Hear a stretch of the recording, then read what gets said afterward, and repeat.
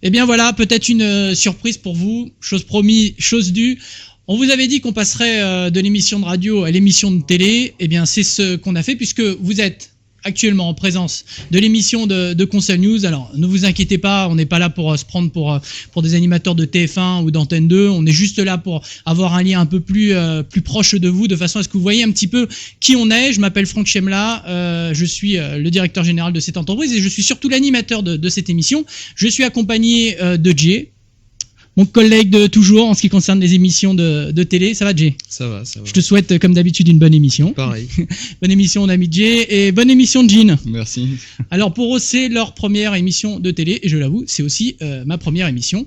Donc, on va essayer de pas montrer qu'on est trop contracté. Bon, on va essayer de se débrouiller au mieux, en tout cas.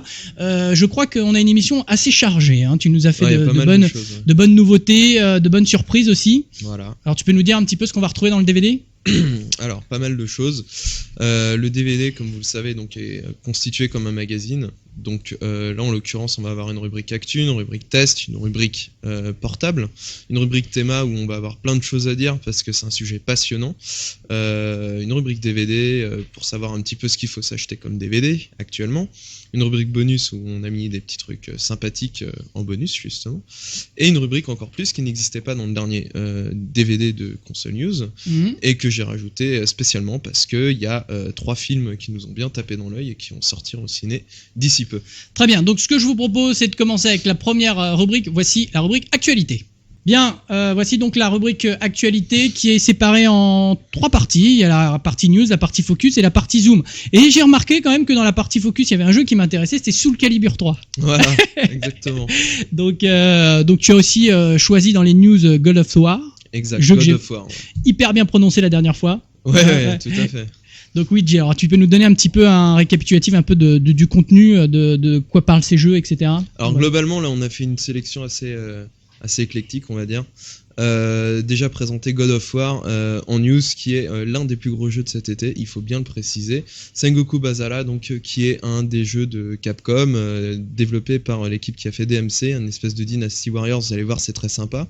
Le Parrain, qui va être fait en jeu vidéo et donc qui sortira à la fin de l'année. J'ai vu l'intro et c'est très beau. Et franchement, ça défonce bien. Intro que vous avez sur le DVD qu'on va vous passer, bien évidemment. Exactement. Soul Calibur 3, donc, évidemment. Il y a Shadows of the Dog, donc, qui est le nouveau Sonic. Legend of Zelda, donc le titre qu'on attend le plus actuellement à la rédaction. Et on a fait un zoom sur Killer 7, qui est un jeu ovni. On sait absolument pas ce que c'est. Enfin, si on sait, mais disons qu'on n'arrive pas trop à l'expliquer en fait. Ouais, je sais ce que c'est. Je suis une des rares personnes à savoir ce que c'est. Non, effectivement, à l'heure actuelle, on sait pas exactement encore ce que c'est. Enfin, on connaît le gameplay, mais on sait pas. Disons que si tu veux, c'est un concept tellement original qu'on n'a jamais vu ça avant dans le jeu vidéo. Donc, à partir de ce moment-là, on peut pas trop. Mais ça va être intéressant à jouer quand même. Bien sûr. Parce que des fois, tu sais, il y a de super créativité. Le jeu est top, et finalement, quand tu joues au bout de 10 minutes, tu lâches parce que tout est trop compliqué. C'est Capcom qui développe, c'est Hiroyuki Kobayashi qui le réalise. Ça va défoncer quoi. Allez, je vous propose tout de suite de retrouver les vidéos qui sont commentées. Donc, on va les commenter avec vous. Allez, on les envoie. Donc voilà, la première vidéo de ce DVD sera donc God of War. On a donc Benoît qui nous a rejoint. Salut au lecteur. Voilà. Donc, tu signes quoi d'ailleurs dans le magazine ? Benoît. Voilà, c'est tout simple. Le monsieur ne voulant pas apparaître devant la caméra, du moins pour ce numéro, donc voilà, il nous aidera à faire les commentaires pour commencer. Et il sera là normalement dans le prochain numéro. Ah oui, je devrais être là. Voilà, a priori. Donc là, on va parler donc de God of War. JV, qu'est-ce que tu en penses ?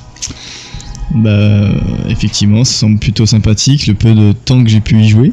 Je dois avouer que j'y ai pas énormément joué, mais déjà techniquement assez impressionnant. 60 images par seconde, super fluide, pas d'aliasing. Là, il faut dire qu'ils ont super bien exploité la PS2 à ce niveau-là. Et super dynamique. D'accord. Ouais, c'est Benoît. vrai, j'ai vu tourner aussi, j'ai pas pu encore mettre la main dessus, mais d'après ce que j'ai vu, il a l'air bien dynamique, bien intense au niveau de l'action. Je pense que ça devrait être un bon jeu d'action. D'accord. Bon, de toute façon, c'est une vidéo donc qui est dans la rubrique actualité, comme vous le savez. De fait, c'est pas un test. De fait, effectivement, donc, moi j'ai reçu une version preview qui freeze d'ailleurs au bout d'un moment. Et pour le peu que j'en ai joué, c'est-à-dire environ 4 ou 5 heures. God of War donc est un excellent jeu d'action aventure, mais qui hélas manque vraiment d'innovation. Enfin, à mon sens. C'est-à-dire que c'est un gros melting pot de plein de jeux. On retrouve du Tomb Raider, du DMC, Prince of Persia. du Retour du Roi, du Prince of Persia. On retrouve plein de choses en fait qui sont mélangées, voilà, pour en donner un seul jeu. Et globalement, bah, c'est pas que c'est mauvais, parce que c'est faux, d'accord. Disons que c'est un très bon jeu, mais enfin moi j'attendais vachement mieux. Et il y a un truc qui m'exaspère, du moins pour l'instant, c'est les combats, c'est-à-dire qu'ils sont à répétition, c'est toujours les mêmes ennemis, les combats prennent en moyenne une demi-heure par zone, et c'est super lourd. Disons que l'équilibre entre l'aventure et donc les combats est pas suffisamment bien respecté à mon sens. Mais il y a d'excellentes idées, notamment des sortes de séances en quick time, c'est-à-dire qu'il y a des boutons qui apparaissent, on doit appuyer au même moment. Une fois qu'on appuie sur un bouton précis, ça fait donc une action précise qui permet de débloquer une autre possibilité d'action, etc. Notamment sur le premier boss, qui est donc une hydre géante et super impressionnant. Par contre là, s'il y a bien un truc qu'on peut reconnaître comme qualité à God of War, c'est qu'il est vraiment très très très impressionnant. De plus, au niveau de l'ambiance, on retrouve vraiment cette ambiance donc de mythologie grecque, etc. On voit que les développeurs ont essayé de faire un jeu spectaculaire, parce que c'est vraiment le terme qui à mon avis sied le plus à God of War. Seul petit problème, on va dire, la tête du héros. D'un point de vue design, bon, c'est américain, c'est très américanisé, le héros c'est un gros bourrin, etc. Mais voilà, globalement je suis assez d'accord que c'était l'un des meilleurs jeux sur PS2 présenté à la dernière édition de l'E3. Voilà pour God of War, donc bon, qu'on reverra largement dans Console News quand il sortira, c'est-à-dire que il sort donc fin juin, début juillet a priori, donc on en reparlera plus que largement parce que ça va être un des gros titres de cet été. Ouais, ça vaudra le coup d'en reparler, c'est sûr. Et ça vaudra sans aucun doute le coup d'en reparler, oui, tout à fait. Donc voilà, là c'était donc un petit documentaire making of, donc qu'on tenait absolument à vous présenter, donc sur God of War, qui est un des jeux que on attend le plus à la rédaction, et bah voilà. Je voulais donc partager ça avec vous. Qu'est-ce que vous en avez pensé ? Je crois que t'as très bien résumé la chose, quand même, simplement. Et mais à mon avis, ça va sentir le God of War 2 très prochainement. Oui, c'est fort probable, parce qu'à mon avis, ça va être un gros succès commercial. Voilà, c'était God of War. Donc deuxième vidéo de ce DVD dans la partie actualité, Sengoku Basara. Qui est donc le prochain gros hit de Capcom qu'on attend pour cet été. Donc Benoît, savais-tu que le producteur de ce jeu est Hiroyuki Kobayashi, qui n'est autre que monsieur le producteur de Resident Evil 4, entre autres, mais aussi de Killer 7, dont on parlera un peu plus loin dans cette même partie actualité. Voilà, et il s'est associé donc avec le designer de... Je ne sais plus, malheureusement. Tu reconnais pas le design? Le design, bien sûr, des MC. Des MC. Voilà, avec une partie de l'équipe de programmation pour faire un Dynasty Warriors, enfin un simili Dynasty Warriors, Un bien jeu plus beau. dans le même style. Voilà, dans le même style. Donc c'est pour cet été, on en reparlera, parce que là c'est la toute première vidéo, donc un teaser très court.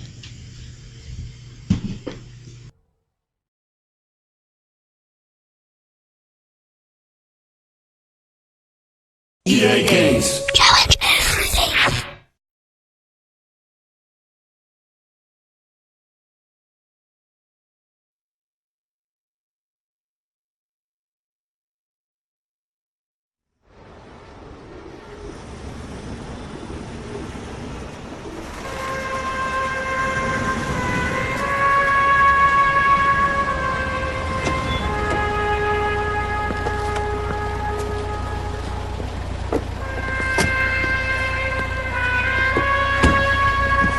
car running.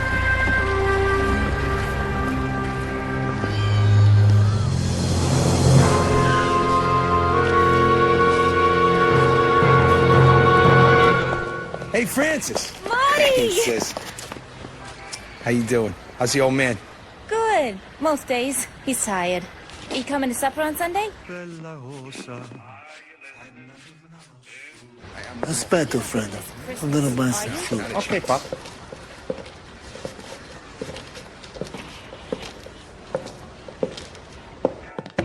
Hey, Monk. How you doing? Looking sharp there, Pally. Grazie, grazie. Thank you very much. You're very kind. Merry Christmas.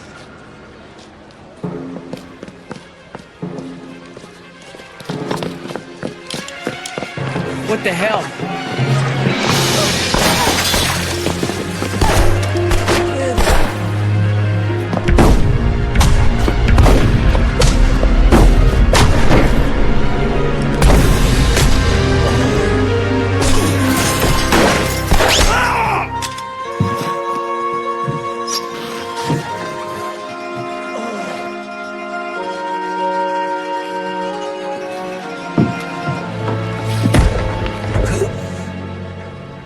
Oh, God. I'm calling the ambulance, Monk. You'll be all right. No.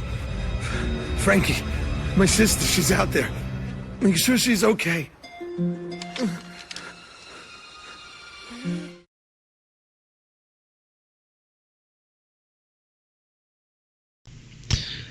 Donc là, nous allons voir une vidéo, toujours dans notre partie actualité, de The Godfather. Donc le parrain en français. Absolument. Donc que pouvez-vous nous dire, chers amis, donc, de ce jeu développé par Electronic Arts actuellement? Bah, pas grand chose pour l'instant, si ce n'est que c'est l'adaptation du grand film de Coppola, sorti il y a bien longtemps dans les salles obscures. Bien, et donc? Et que Coppola n'est pas content. Pourquoi Coppola n'est pas content? Parce qu'il trouve le jeu trop violent, je crois, et que les persos principaux du film ne sont pas assez mis en avant dans le jeu. Les persos principaux. Principales, ouais. Les persos principaux. Bon. Donc les persos principaux, d'accord. Du film, du jeu, donc, tu disais? Donc ne sont pas assez mis en avant. Est-ce que vous avez déjà vu une modélisation aussi perfecte? Ah, ça, par contre. Mais c'est pas un jeu multiplateforme par hasard? Si, senior. Il sort sur PC. A priori. Donc je pense que ceci est une vidéo tirée des jeux PC. Je crois que c'est PS2, Xbox surtout, jeune homme. Avant tout? Il me semble. Alors ce serait peut-être une version Xbox. Voilà. Ça me semble bien propre là. Donc là, vous avez tous reconnu quand même Don Vito Corleone. Exactement. Qui n'est autre que Marlon Brando dans le rôle original, et on a rarement vu une modélisation aussi parfaite. Voilà, donc Godfather The Game, c'est pour... Donc encore un focus du magazine, donc Shadow the Hedgehog, qui est donc le soi-disant nouvel épisode officieux de Sonic. Voilà, en gros, ouais. Sauf que ici, le héros, ce n'est pas Sonic, comme l'indique le titre, mais Shadow. Voilà, donc là, la vidéo qui nous a été gentiment envoyée par Sega d'ailleurs, on remercie Franck à ce propos, nous montre un petit historique donc de Sonic, histoire de nous rappeler un petit peu toutes les aventures qu'on a pu vivre avec. Un espèce de CV vidéo. Ouais, en quelque sorte, oui, tout à fait. Avant que donc l'on découvre le nouvel épisode qui ne verra plus Sonic en tant que héros, mais un nouveau personnage qui est basé un peu sur le même principe de toute façon, qui s'appelle donc Shadow. Qu'on a retrouvé donc dans ce Adventure 2. Voilà, ouais, donc qui n'est pas un perso aussi nouveau que ça, puisque comme le dit Jean, on l'a rencontré dans Sonic Adventure 2, ainsi que dans Sonic Heroes aussi. Non, mais je voulais dire un nouveau héros. Un nouveau, voilà. Ouais, bien sûr. Donc voilà, Shadow the Hedgehog, c'est maintenant. En fait, pas tout à fait, mais ça va pas tarder. Ils ont Sonic CD, Sonic. Ils ont tellement rien à montrer sur Shadow que... Bref. Voilà, donc, voici notre nouveau héros. Avec un gun. C'est la première chose qui nous a vraiment surpris à la rédaction. Voilà. C'est changer le gameplay de Sonic en lui mettant donc un gun. Eh bien, disons que mon gameplay semble toujours être du super speed, tracer à fond la caisse, etc. Par contre, effectivement, Shadow n'a pas devoir de sauter sur les ennemis, mais de les flinguer. Donc, a priori, d'après ce que... Ah, quoique. D'après ce qui est expliqué, donc ça devrait être un épisode dark, entre guillemets, de Sonic. Voilà. Donc forcément, un épisode dark de Sonic, on imagine à peine ce que ça doit... Voilà, héros ou vilain, on sait pas. On joue un personnage que donc on va faire évoluer plus ou moins vers une destinée. En fait, dans cet épisode, Shadow est un peu à la recherche de son identité et lui-même ne sait pas trop qui il est. Il est même pas sûr, comme il est amnésique, s'il a été créé par. D'accord. Donc on verra ça plus tard. Donc Soul Calibur numéro 3. Voilà, qu'on attend tous avec une très grande impatience. Exactement. Sauf Jean, bien évidemment, puisque Monsieur joue à VF de toute façon. C'est pas ça. Monsieur est l'élite des j'ai joueurs. été déçu du 2. Pourquoi t'as été déçu par le 2 ? Parce que je trouve qu'ils ont trop changé le gameplay. À savoir. C'est devenu beaucoup trop bourrin, même s'il y a toujours un côté technique, mais bon, la vérité c'est que j'étais joueur de Soul Calibur 1 avec Yoshimitsu, et dans le 2 ils en ont fait une merde. Voilà, bon bah voilà. Bon là donc, on est sur Soul 3, donc présentation de Setsuka. Ensuite, présentation de Tira. Voilà. Et normalement, bientôt, ce sera Salzamel, un truc du style. C'est ça, Gargamel. Voilà, c'est Mark Enigma, non ? C'est ça ? Non, c'est Salzamel. Salzamel. Ah, exactement, Salzamel. Zalazamel. Bref, il a un nom imprononçable, c'est pas grave. Donc, c'est les 3 nouveaux personnages de Soul Calibur 3. Ne vous attendez pas à voir un trailer ni un teaser, ce ne sera pas ça. Voilà, vous allez voir un mec parler. Donc en l'occurrence Yoto Riyama, qui est donc le producteur de Soul Calibur 2 et 3, et a priori du premier, même si mes souvenirs sont bons. Donc il nous explique en gros que il va y avoir donc 2 nouveaux persos dans ce 3e Soul Calibur. Et qu'ils ont complètement recréé les décors avec de nouvelles possibilités, entre autres une certaine interactivité en fait. Mais ils ont l'air d'être surtout très dynamiques. Oui, très dynamique. Et a priori, je pense que Tekken 5 n'était justement qu'un essai, un premier essai. Exactement, ouais, de décors dynamiques, parce que là, les décors de Soul Calibur 3 sont animés. Oui, c'est-à-dire qu'on verra. Ce que je voulais dire par dynamique. Voilà, bon, là, par exemple, on voit donc les premiers croquis, voilà, des personnages à venir. Donc, on a pu reconnaître Siegfried, entre autres. Mais pas seulement, a priori, donc il y aura 27 personnages, ce qui n'est pas rien. Et une autre possibilité qu'on verra un petit peu plus tard. Voilà, là on voit enfin le jeu. Et voilà, vous voyez derrière, c'est complètement animé, il y a carrément une bataille. Là, on a bien vu Mitsurugi qui expulsait Taki contre la barrière. Contre la barrière qui éclate. Qui éclate, ouais. Donc ça, c'est quand même une grande première dans Soul Calibur. C'est vrai, ouais. C'est une vraie interactivité. Ouais, est-ce qu'on va tomber sur un simple ring out, ou est-ce qu'on va pouvoir continuer dans le décor ? Je pense pas qu'on poursuivra la Dead or Alive. Alors là, par contre, très intéressant, la création de personnages. Soul Calibur 3 qui sera sans doute le point qui va complètement révolutionner la grosse nouveauté de cet épisode. La grosse nouveauté, absolument. Et non, a priori, ce ne sera pas une sorte de mode d'upgrade à la Tekken 5, mais bien un mode de création de personnages. Avoir son personnage à soi, pas du simple tuning en gros. Moi j'imagine bien les jambes de Ivy avec les bras de Astaroth.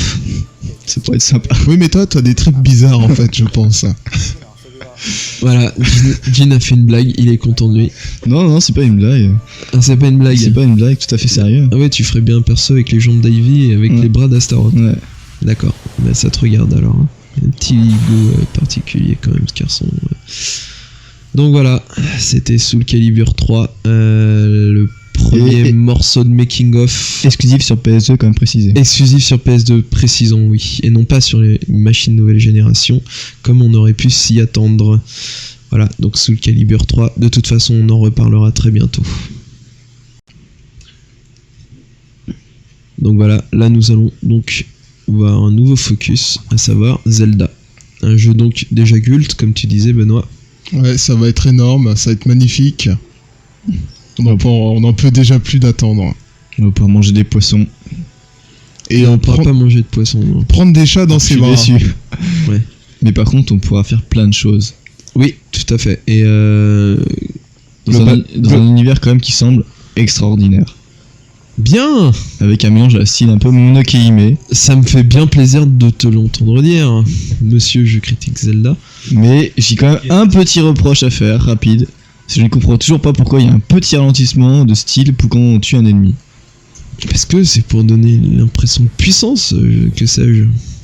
Je trouve que ça casse l'enchaînement. globalement. Globalement, sinon, ça bute. Voilà, on dirait un croisement entre le Seigneur des Anneaux donc et l'univers de Zelda. Là, on a l'impression de voir un peu Minas Tirith au fond. C'est magnifique. Il y a rien d'autre à dire. C'est sûr, GameCube. Et ce qu'il y a de vraiment très étonnant d'ailleurs, parce qu'au début quand on a vu cette deuxième vidéo, on pensait que c'était sur la Révolution, donc la prochaine machine de Nintendo, mais on aura le temps de largement reparler, notamment avec sa présentation à l'E3. Voilà, c'était donc The Legend of Zelda, l'un des titres que nous attendons le plus à la rédaction. Alors une rubrique test très chargée ce mois-ci, puisque je compte pas plus de 9 jeux dans le DVD, c'est ça ? Tu nous fais un petit récapitulatif de un petit briefing. Donc là, on est en avril actuellement, d'accord. On a rarement vu autant de bons jeux sortir à la même période. Là, le printemps 2005, ça a été énorme. Ce qui est rare. Ce qui est rare, effectivement, mais là, on a eu vraiment d'énormes jeux, quoi. Entre Devil May Cry 3, entre Splinter Cell Chaos Theory, Resident Evil 4 qui est sorti le mois dernier, MGS 3 qui est sorti aussi le mois dernier, on peut compter GT4 aussi qui est sorti. Et il y a une raison pourquoi ils sortent en avril ou c'est vraiment une coïncidence sans aucune raison économique ou autre? Aucune idée, tout ce que je peux te dire. Ça aurait pu être une raison économique pour le Japon parce que c'est la fin de l'année fiscale au Japon en ce moment-là, mais ici en France. Ouais, mais ici on s'en fout complètement. Mais ouais. c'est, je sais pas. Ils n'ont pas attendu Noël prochain, quoi. Non, c'est que il y a eu une grosse concentration d'énormes sorties. On n'a pas compris pourquoi, mais bon, c'est une bonne chose. Alors, si on vient un petit peu en détail, alors Star Wars République Commando.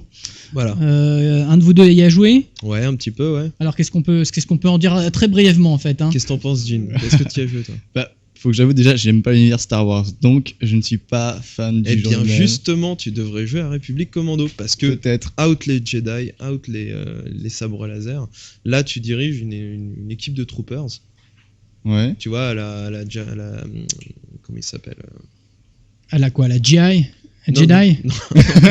non, je suis en train de chercher Boba Fett. Ah, la Boba Fett, ok, tu vois. Ouais. Et tu diriges donc une escouade de la République qui doit affronter toutes sortes de bestioles, etc. Bon, pour une fois, tu joues les méchants, en fait, en gros. Ah ouais, effectivement, déjà, donc ça change un peu. Et le concept se rapproche vachement de Rainbow Six, si tu veux, dans la mesure où tu donnes des ordres à ton équipe. À ton équipe, Okay. Et qui te suivent, ils sont vraiment intelligents, l'intelligence artificielle a été super poussée. Moi j'ai trouvé que c'était super rafraîchissant dans l'univers de Star Wars justement de proposer un jeu du type. Ouais, sûr que là, ouais. Plutôt que de faire un énième Dark Knight ou tu vois, un Donc Jedi même Knight, si vous pardon. n'avez pas aimé les jeux de Star Wars, essayez-le parce que vous risquez d'être surpris en fait. C'est ce que voudrait un peu ce que tu devrais dire aux gens. Quoi. Et moi je trouve que c'est une excellente alternative à Halo 2 et Doom 3 qui sont les deux FPS de la Xbox. Sachant qu'il est sorti voilà, que sur j'allais te Xbox. dire, c'est que sur Xbox. D'accord. Après il y a Star Fox Assault. Voilà, Star Fox Assault. Donc bon, je suppose GameCube. Exactement. Est-ce que tu... J'ai testé rapidement. Et alors ? Je dois avouer que c'était pas un jeu exceptionnel. Malheureusement, le gameplay est sympathique, mais techniquement, c'est trop faible. C'est-à-dire graphiquement, c'est vraiment en dessous des bonnes productions, des grosses productions Nintendo habituelles. Namco, d'habitude, ils ont un bon savoir-faire, mais là, je sais pas, ça marche pas. Il y a quelque chose qui ne va pas. Après, par contre, ça reste un bon shoot. C'est du shoot, mais super basique, ultra linéaire. Après, bon, ça peut plaire, ça ne peut pas plaire. À vous de voir. Là, à ce moment-là, faut voir. Quoi. Donc un jeu à vous procurer ou aller essayer dans une boutique avant de l'acheter, en fait. C'est plus à essayer avant, ouais. Donc la suite des tests, on a Splinter Cell. Alors. Donc ça, c'est grosse tuerie. Bon, je pense qu'on n'a pas besoin d'en dire Voilà. plus. Moi, j'ai pas Chaos joué, mais j'ai Theory- vu la pub. Alors, je sais pas si la pub reflète le jeu, mais la pub, elle est mortelle. Chaos Theory, c'est énormissime. Je confirme, c'est énorme. C'est énorme. magnifique, Ah ouais, c'est très bon. ultra réaliste. Vous allez voir les vidéos dans quelques instants, Vraiment donc pousser patientez. C'est vraiment pousser le jeu vidéo dans ses derniers retranchements, enfin dans tous les cas actuellement. C'est-à-dire qu'on a rarement vu un jeu aussi bon, aussi bien pensé, aussi beau, et en plus il sort sur PlayStation 2, GameCube, Xbox, donc il sort sur toutes les machines, donc tout le monde peut s'y essayer, et ça c'est quand même très bien quoi. Un jeu multiconsole, miracle. Voilà. Parce que je crois que c'est extrêmement rare. Bah, là, Comment ils ont fait? Parce que dans- la plupart du temps, il y a toujours une sorte de jalousie. Ah non, si vous êtes sur la machine, n'allez pas sur la machine Là, dans concurrente. tous les jeux que je t'ai cités tout à l'heure, Ouais. par exemple, de grosses sorties en avril, Ouais. il y a que celui-ci justement. Bah ouais, qui c'est ça Qui qui est est. multiplateforme. Mais c'est- justement, On avait fait un débat sur le. Si vous avez les anciens DVD, on a fait un débat sur l'histoire de Il y a l'exclusivité. une sorte de guerre entre les consoles qu'on appelle la guéguerre entre nous, tu vois. C'est entre la Xbox, PlayStation 2 qui essaye de se tirer Ouais. la bourre un petit peu. Et ça va continuer, il faut bien le préciser. PlayStation 3, Xbox 2, ça va être un duel au sommet. Ça. Sony qui pensait avoir gagné la bataille, là va avoir un sérieux, très sérieux. Ouais, parce que pour concurrent l'instant, avec c'est vrai que la Xbox n'a pas fait beaucoup d'ombre à la PlayStation 2. Hein. Pour le C'est moment. vraiment pas la même machine. Effectivement, par contre, c'est la machine vraiment qui a su fédérer au niveau du online. D'accord. Donc, Ah, on Oui, ça, s'est oui. ouais. proposé une nouvelle alternative de jeux vidéo, justement cette possibilité online. Et le Xbox Live est nettement supérieur. Ah, complètement. Alors, là-dessus, ce que je vous propose, c'est qu'on regarde les vidéos commentées des jeux testés dans la partie test, et on se retrouve juste après pour commenter la suite de ces tests-là.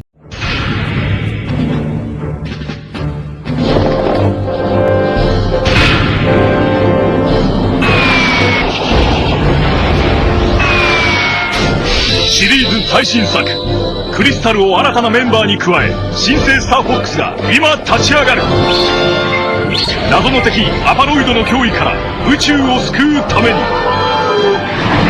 転送完了ランドマスターで砲撃バリア発生装置は武器を手に突入宇宙空間に新たな敵だ空が押されている空にいる敵を倒すんだゲットそしてアーウィンで空へ出撃状況に応じた乗り換えアクションがこの戦いの鍵を握るボックス後ろのやつを頼む何よ、ボックス。無事かクリスタルありがとう、ボックス。みんな諦めるんじゃないの仲間と助け合いながら数々のミッションを遂行せよさらにバトルモードでも乗り換えアクションが可能あらゆる武器で激しいバトルを勝ち抜けエヴァ将軍その調子だ一気に行けこいつら全ての敵を撃破せよ壮大な宇宙を舞台に今想像を絶する戦いが始まる任天堂ゲームキューブスターフォックスアサルト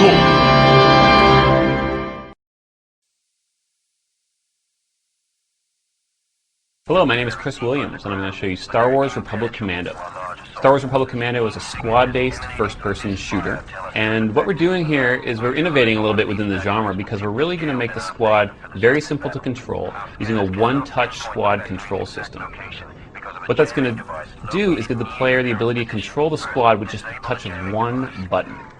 It's going to make it much more approachable. It's going to take all the micromanagement out of squad games. You're not going to spend 15 minutes setting up the mission just to have something go wrong and then have to set it up all over again. It's all about forward momentum, lots of action, and really using the squad as the ultimate weapon in the game.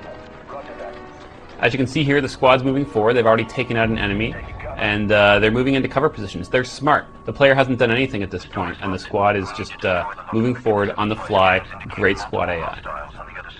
Now with the point and click of a single button, what you can see here, what I've done is I've assigned the squad to breach this door by just clicking a single button.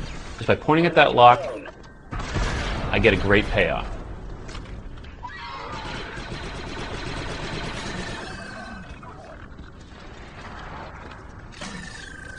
Now the game takes place between Episode 2 and Episode 3, so we're here on Geonosis. We're fighting deep underground, but we're also going to be going to a Republic assault ship, which will be really exciting. We're also going to go to the Wookiee home planet of Kashyyyk. I hear machinery below. Looks like we're on the right track. It's going to be about 7 different locations, and 15 single-player missions. Here's another example of a squad maneuver. Just by pointing at that object in the world, the squad mate's going to kick it over, pull out his sniper rifle, and help the player snipe these enemies on the bridge. Eliminate target. What I've done here is I've really used the squad effectively as a weapon to take down those enemies.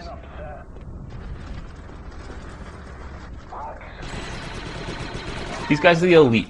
They're like the special forces of the Republic Army. They're going deep behind enemy lines, assassinating guys, bombing strategic targets.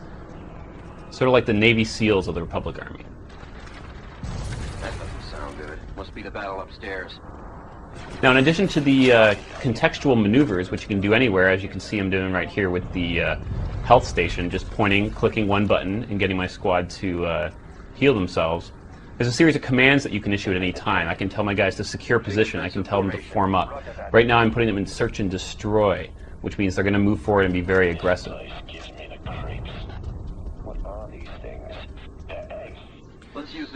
Now, although the controls are simple, the strategy is very complex. How am I going to use my squad as a weapon to get across this space?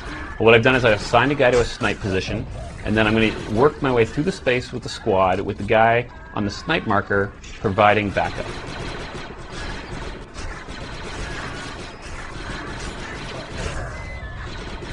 I'm fighting against the Geonosians right here. The Geonosians are one of about 12 different enemy types you're going to be fighting against in the game.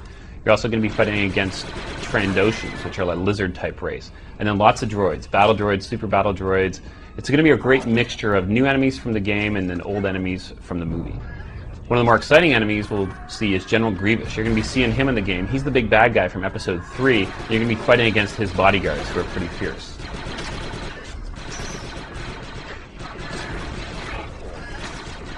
Now, the whole game's presented from within the view of a Republic commando. Delta squad forming up. You can see here in the visor we've got the squad health, the player health, shields, our objective at the top, what grenade type we have chosen. It's a very intelligent HUD that's very immersive for the player. Defend this position.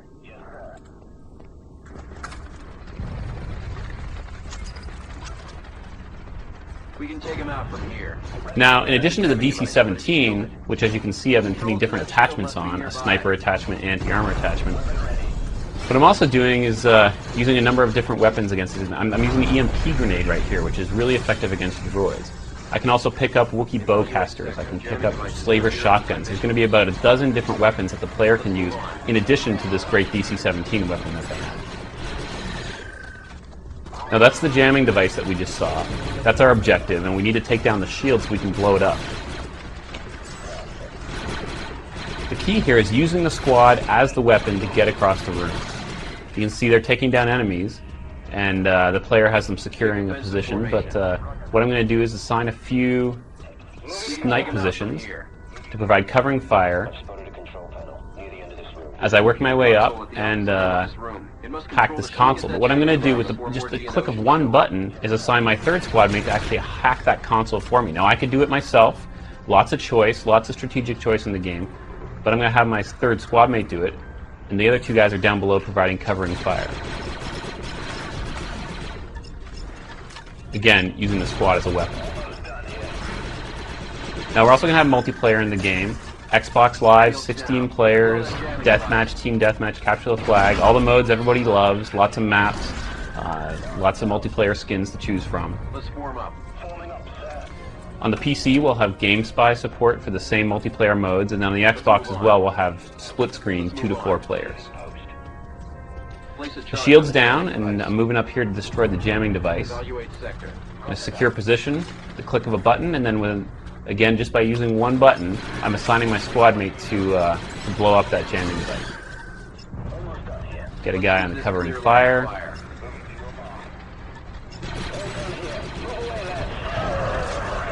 Now what you can see here is one of my squad mates has gone down. He's become incapacitated, but he's not dead. I can revive him, or my squad can revive him. You can see my squad mate's already gone over and has brought him back to a revived state. Point and click at the demo charge, and the jamming device blows up. This is Star Wars Republic Commando. It ships this fall.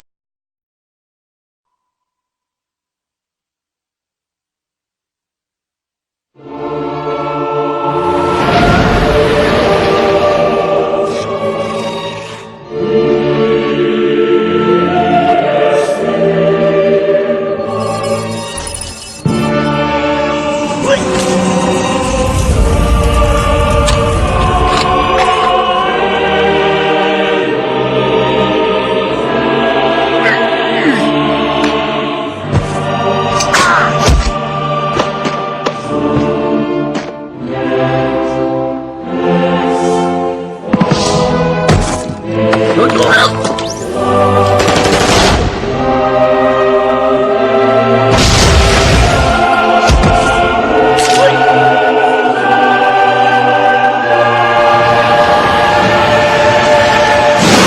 Clancy's Splinter Cell, Chaos Theory, a gaming revolution available now. Nous voici à présent dans Splinter Cell Chaos Theory, donc qui est l'un des jeux qui a complètement secoué toute la rédac ce mois-ci. Tout à fait. Un jeu qui ne manque pas de sel, c'est sûr. Sans doute un des meilleurs jeux qu'on ait vu ces derniers temps en tout cas. Par contre, moi je crois que tu manques de poire. Merci Jean d'avoir réagi à ma blague stupide. Voilà. Donc, revenons à Splinter Cell. Donc cette vidéo, si je me trompe pas, nous montre un petit peu toutes les variantes de gameplay qu'il peut y avoir. Donc là en fait c'est un niveau en coop si je me trompe pas. Tout à fait, alors en fait cette vidéo a été sélectionnée spécialement donc en termes de commentaires on va dire pour expliquer ce que c'est que le mode coopération qui est une nouveauté donc dans l'univers de Splinter Cell. Voilà. Donc le mode coop déjà est disponible seulement sur le net, enfin en jouable online ou en réseau LAN avec votre Xbox, puisque avec la PS2 c'est un peu plus difficile. Le but du mode coop, c'est très simple, c'est franchement s'éclater avec votre pote. Vous jouez donc à deux. Et pour pouvoir avancer au fil du niveau, en fait, vous avez toujours besoin de votre coéquipier, par exemple, pour pouvoir traverser tel mur ou descendre en rappel. Ou très bien, un des personnages par exemple va tirer un garde de son côté pendant que l'autre, votre coéquipier, va attraper par derrière. Enfin, c'est vraiment de la pure coopération, quoi. C'est vraiment. D'accord. Donc il y a de la coopération, on va dire, dans le mouvement, à savoir, par exemple, tu veux grimper un mur. Voilà, exactement. L'autre va se mettre contre le mur histoire de pouvoir te faire la courte échelle. Voilà, histoire que tu puisses monter. Ensuite, il va grimper dans ton dos. Toi, voilà, exactement. Et ensuite, il va monter aussi. Voilà. Donc c'est assez excellent. Donc déjà dans le principe de mouvement. Voilà. Et ensuite dans le principe, on va dire stratégique plutôt. Voilà. À savoir qu'il y en a un qui va occuper un garde d'un côté pendant que l'autre va s'infiltrer par exemple. Exactement, tout à fait, c'est ça. Je sais pas trop parce que hélas j'ai pas eu encore l'occasion de jouer en Xbox Live donc à Splinter Cell Chaos Theory et donc j'y vais toi qui voilà. Bon, moi en ce moment je suis pratiquement tous les soirs avec donc Monsieur Olesama et bien ouais, on s'éclate comme des fous. D'accord. Vraiment. Qu'est-ce que ça change dans le scénario? Est-ce que c'est dans le scénario justement ça qui est assez prudent, c'est que par rapport à ce qu'on fait en fait au mode coop, ça joue aussi dans le scénario principal quand on joue en mode solo. D'accord. Par exemple, si par exemple dans le mode solo Sam Fisher a besoin d'un code ou quoi que ce soit, il est possible que qu'en mode coop, pendant une autre mission, on va trouver justement ce code et en fait on va lui faire parvenir. D'accord. Et vice versa. Donc il y a une vraie interactivité exactement, en fait, avec le scénario principal. Tout à fait. Donc c'est super intéressant en fait. Donc le jeu exploite, le jeu dans son mode story exploite vraiment la capacité coop. Voilà, tout à fait. Ce qui fait avancer en fait le schmilblick dans le. Exactement. Ils sont tous les deux ces deux modes sont complémentaires en fait. D'accord, c'est complémentaire. Donc c'est très intéressant en fait. Exactement. Au-delà même de donner la possibilité de t'éclater avec un pote. C'est très intéressant au niveau du gameplay pour le mode coop et en même temps c'est très intéressant pour l'histoire en elle-même. Et puis ça a l'air de rester aussi beau quoi. Enfin je veux dire, il n'y a pas du tout de perte. Du moins sur la version Xbox, c'est celle où j'ai le plus pratiqué. D'accord. Il n'y a aucune perte graphique, pas de ralentissement, aucun problème. Et c'est un véritable bonheur de pouvoir s'infiltrer avec un pote. Et il y a une vraie collaboration en fait. Voilà, total. D'accord. Et on ne peut de toute façon évoluer vraiment en faisant confiance à son pote. Voilà, sinon c'est pas possible. Donc c'est assez excellent en fait, c'est carrément une nouvelle façon de jouer également. Exactement. Par exemple, si son coéquipier se fait descendre, il nous reste en gros 30 secondes pour pouvoir le réanimer, parce qu'on a une possibilité comme de le réanimer. D'accord. Si dans ces 30 secondes là ce n'est pas fait, c'est game over. D'accord. Donc faut vraiment toujours jouer ensemble. On peut pas se permettre de jouer solo. Outre le coop, est-ce qu'il y a une possibilité de deathmatch en fait? Il y a une possibilité effectivement de faire du deathmatch. Par contre là, ça se transforme, le gameplay change complètement et ça se transforme en FPS, tout simplement. Il y a un côté qui se jouera FPS, l'autre qui se jouera toujours infiltration, mais dans le but ce sera toujours de supprimer l'autre adversaire. D'accord, ok. Donc en fait, ce mode coop, c'est quasiment un gameplay à part en fait. Voilà, complètement. Donc c'est comme si on avait deux jeux en un.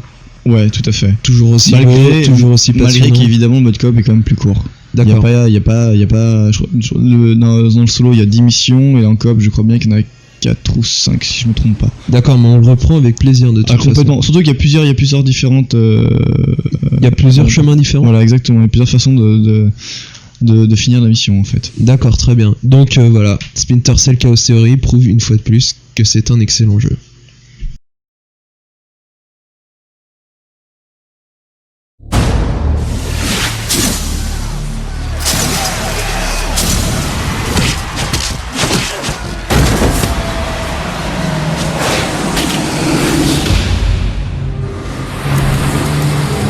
Typical cruise ship, is it?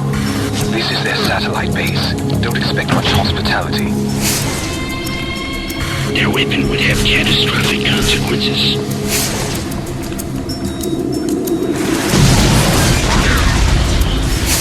Your reputation precedes you. Any civilians? None. Well, that simplifies things.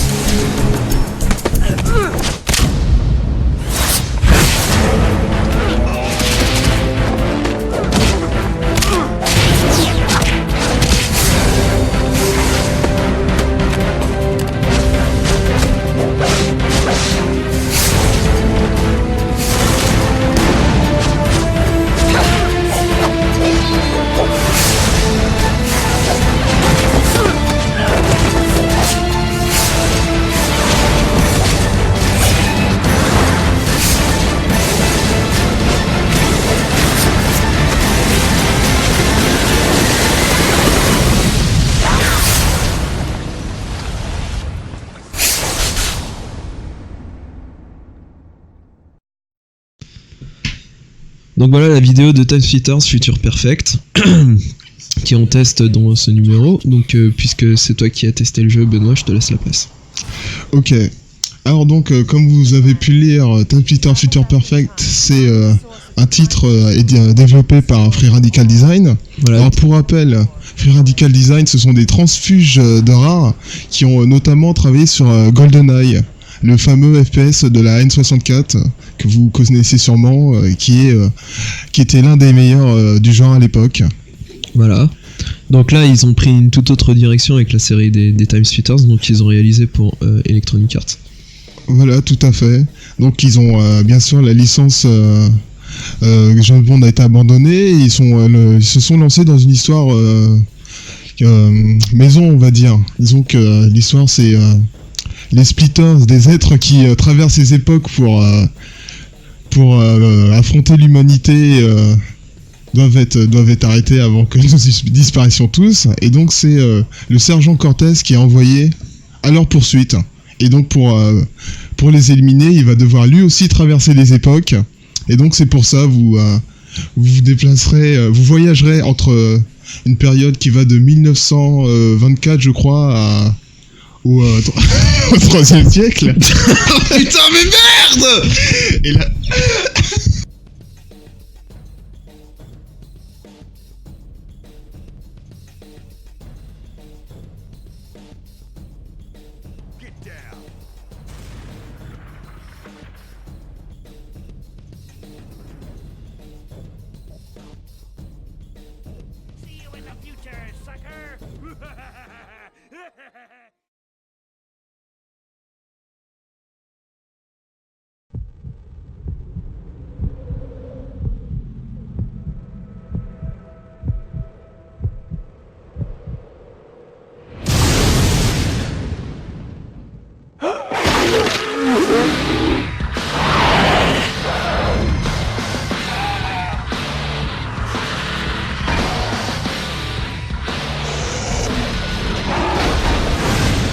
Doom 3, rated M for mature.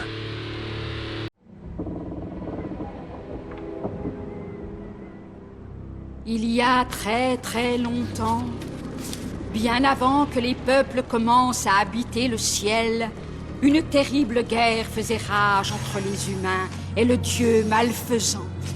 Après un combat effroyable, nos ancêtres ensevelirent le dieu malfaisant et quittèrent la souillure de la terre pour tenter un nouvel avenir dans le ciel.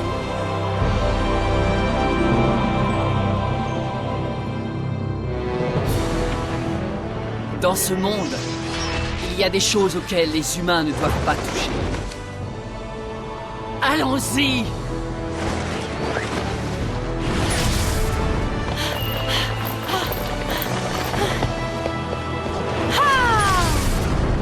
Le dieu de la mort et de la destruction, le pouvoir maléfique de Malpercio. Magnus Ultime, jamais je n'en ai entendu parler avant.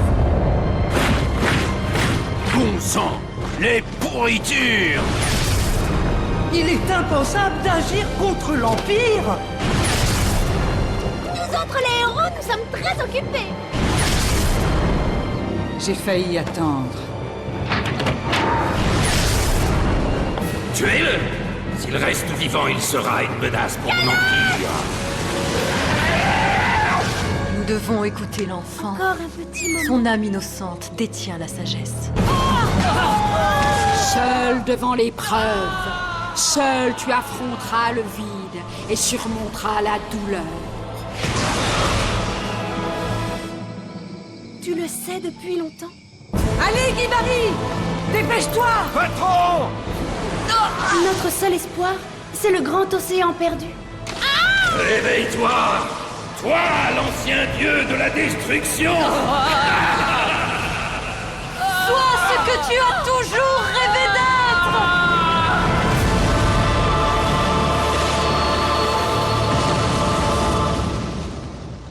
Le jour viendra où tu sauras réellement qui tu es.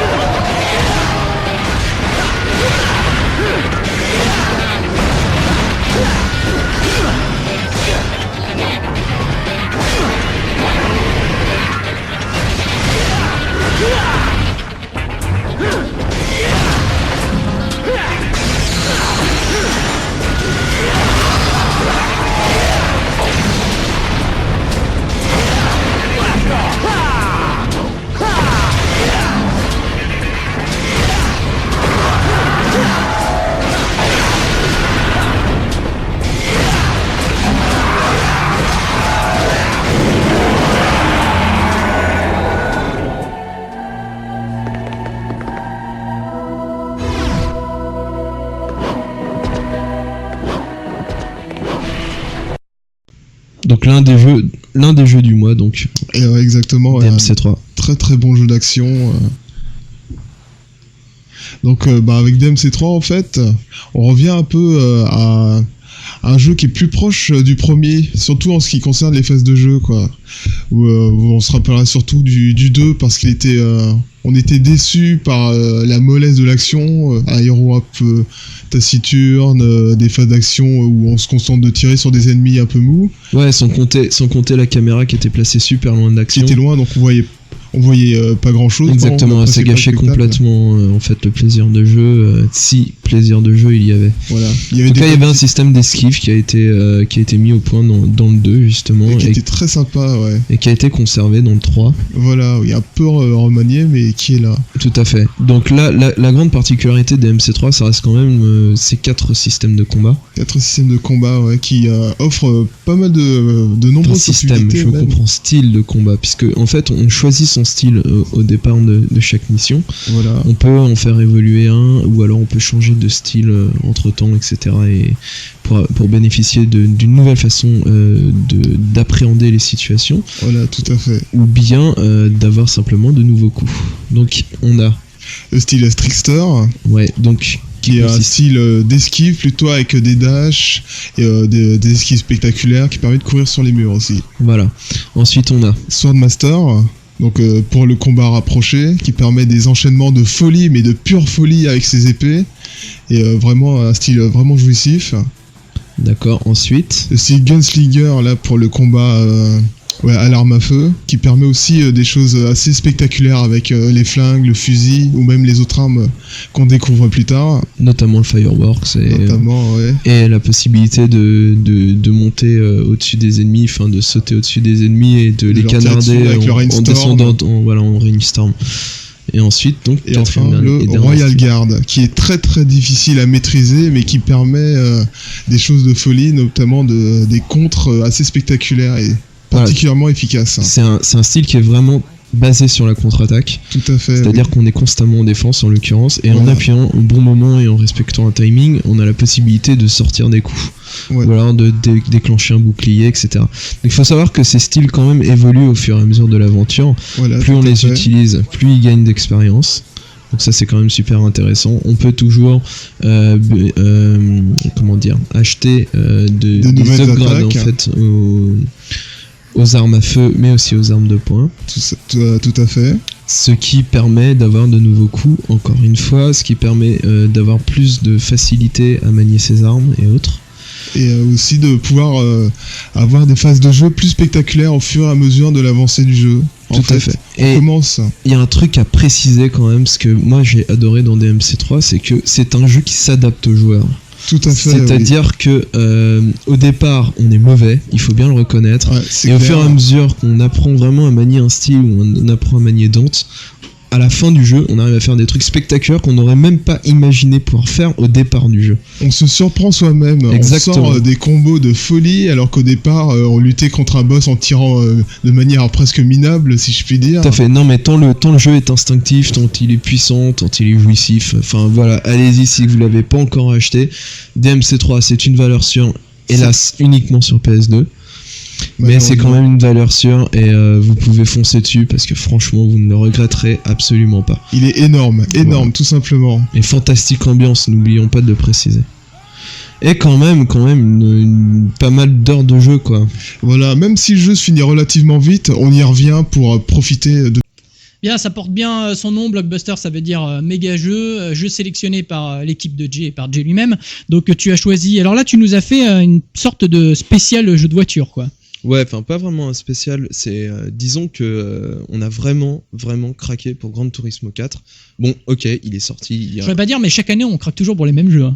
Après, j'entends toujours les mêmes noms en fait. C'est une question de enfin là c'est polyphonie digitale. C'est comme au cinéma. Hein, ils ont poussé le truc, mais tellement loin que tu peux même plus l'atteindre. Parce que c'est presque que des productions hollywoodiennes, quoi. C'est des grosses machines. Exactement, voilà, c'est très grosse machine. C'est-à-dire que là, c'est un énorme titre pour Sony et ils le défendent de la meilleure façon qu'il soit. Je veux dire, 700 caisses, 50, bien sûr, 50 circuits. Enfin bon. Faut reconnaître que Sony met les moyens. Un mode rallye. Il y a quand même un petit bémol, comme que je tiens à préciser, c'est l'intelligence artificielle. Non, moi il y a un truc qui m'énerve dans Attends, GT, c'est toujours le même, c'est qu'il n'y a pas de répercussions sur les caisses, quoi. Je veux dire, Ah, ça, non, ouais, il y a non. pas de. Enfin, Ah, tu marques c'est-à-dire, que les caisses- par- les t'as un caisses accident, se déforment pas, quoi. Il n'y a Non. pas d'impact, il n'y a D'accord. pas de truc. Ah, comme parce ça, qu'ils ont quoi. peut-être voulu axer sur le mode arcade. Hein, donc, Non, mais là justement, c'est très simulation.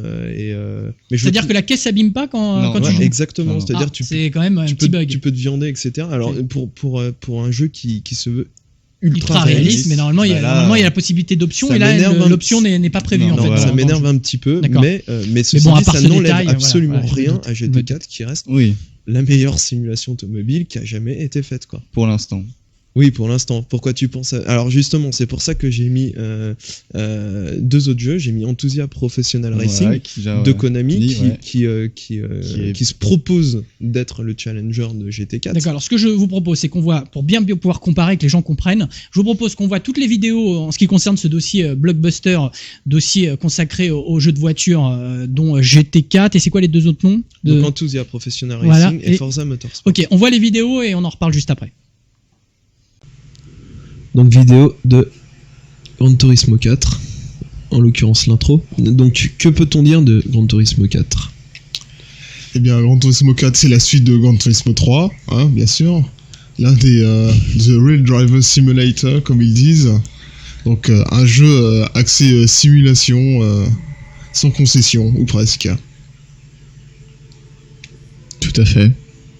Donc, c'est encore une fois Kazunori Yamoshi qui se cache derrière cet excellent titre. Est-ce qu'on peut dire que c'est la référence absolue en termes de simulation sur console ? À l'heure actuelle, ça l'est. C'est-à-dire ? Bah, dans 3 semaines, ça ne l'est plus. C'est-à-dire ? Et bah, il y a un concurrent qui arrive derrière, enfin un concurrent. Un jeu qui est donc Forza Motorsport Challenge, mais qui est que sur Xbox, donc je ne sais pas si on peut vraiment le considérer comme un concurrent puisqu'ils sont pas même sur le même support. À l'heure actuelle, effectivement, c'est la meilleure simulation de conduite actuelle. Par contre, justement, enfin, c'est la meilleure simulation parce que d'une, premièrement, graphiquement, bah, c'est extraordinaire, surtout pour de la PS2. Là, on peut dire que Polyphony a utilisé les maximums de capacité de la console, qu'ils n'ont pas chômé, loin de là. Par contre, il y a toujours 2 gros hicks qui sont pas de dégâts sur les voitures et une intelligence artificielle qui est beaucoup trop faible. Malheureusement, l'ordinateur, si je puis dire, est un conducteur du dimanche, quoi. Donc, les pilotes gérés par l'IA roulent sur des rails, en fait. Exactement. D'accord. À part ça, sinon, bah, c'est du tout bon, extrêmement complet.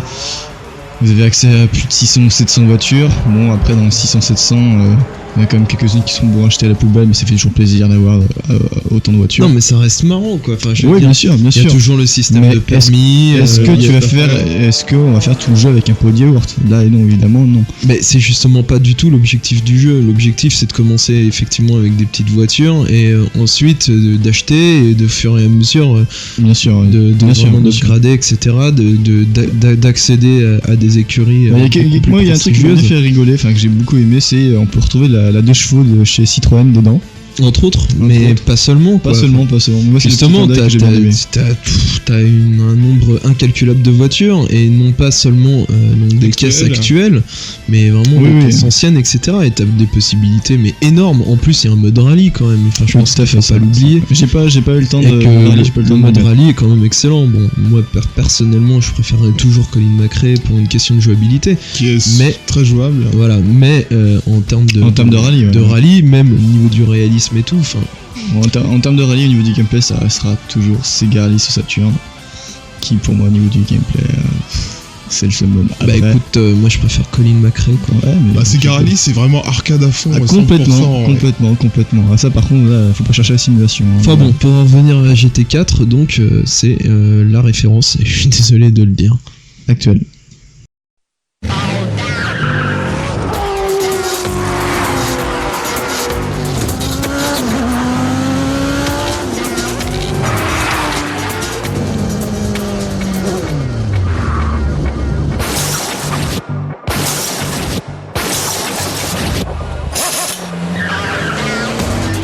Pour la sortie de GT4, participe au GT4 Challenge et gagne une voiture de rêve. Plus d'infos sur www.playstation.fr. Donc l'un des deux grands concurrents de GT4, Forza Motorsport, donc qui tournera sur Xbox. Tout à fait. Alors vas-y, tu vas nous en parler puisque tu l'as vu. Bah, j'ai joué donc à la démo, à la bêta qui était finie à 90%, et bah je dois avouer que ça bute. Techniquement, graphiquement, c'est parfait. Il y a toutes les licences quasiment, des grandes marques comme Porsche et Ferrari que vous ne trouvez pas dans GT4. Il y a moins de voitures quand même que dans GT4. Il y en a moins, mais entre 400 pots de yaourt et des grosses caisses qui tracent véritablement, bon. Après, faut faire ses choix. Après, au niveau de tout ce qui est réglage, tuning, etc., c'est beaucoup plus poussé. Le gameplay est franchement génial. On prend direct la manette en main, et tout de suite ça se passe bien. Les possibilités sont quand même assez extraordinaires. Et sans aucun doute, ça va être un jeu qui va franchement faire très très mal. De plus, les chocs sont pris en compte, vous pouvez exploser la caisse, comme vous pouvez voir sur la vidéo, faire des burns, c'est super complet. Ça, c'est un jeu à ne pas manquer si vous êtes fan de jeux de caisse. Si vous avez une Xbox. Et aussi si vous avez une Xbox. Donc c'est vraiment le concurrent qu'on attendait en fait. Exactement, c'est une grosse surprise que j'avais déjà testé une petite démo de 40% et qui, elle, par contre, était extrêmement décevante. D'accord, donc surveillez donc de très près, on en reparlera dans le prochain numéro.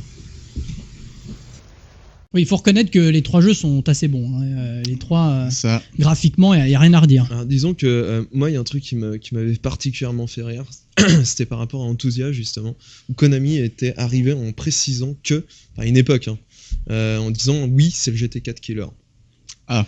Donc on avait vu une vidéo tournée, on avait beaucoup ri en fait, et Konami s'est rendu compte que il fallait pas venir sur ce terrain. Voilà, il faut pas jouer les prétentieux quand on n'a pas les moyens. Mais ceci dit, Enthusia, voilà, c'est vraiment à surveiller de très près. Moi, j'y ai pas encore beaucoup joué comparé à GT4 par exemple, mais à mon avis, c'est un excellent challenger, quoi. Voilà. Pour Enthusia Professional Racing. Alors, les jeux sont sortis ou pas encore en fait? Alors, GT4 il est sorti. GT4 est sorti. Et les deux autres, Enthusia est sorti aux US, si je me trompe pas. Enthusia sera sorti normalement à la date à laquelle les lecteurs pourront voir cette émission. Okay. Mais on n'a pas eu le jeu, hélas, pour le moment. Donc, on pouvait pas le tester en tout cas. Et Forza Motorsport, donc, dont on n'a pas parlé, c'est en quelque sorte la réponse de Microsoft à Sony. Avec donc un jeu de course extrêmement réaliste, super beau, où là il y a des impacts sur les carrosseries, des jeux qu'on attend avec impatience. Et ne vous inquiétez pas parce que de toute façon dans le prochain numéro, si le jeu on l'a, on vous le remontrera. Absolument, avec des infos beaucoup plus abouties en fait. De toute façon, précisons, et c'est d'ailleurs tu fais bien de le dire, c'est que GT4 c'est un titre qui commence à être ancien dans la mesure où il sera sorti à l'heure où vous verrez cette émission, il sera sorti, disons, depuis 1 mois et demi, 2 mois peut-être. D'accord.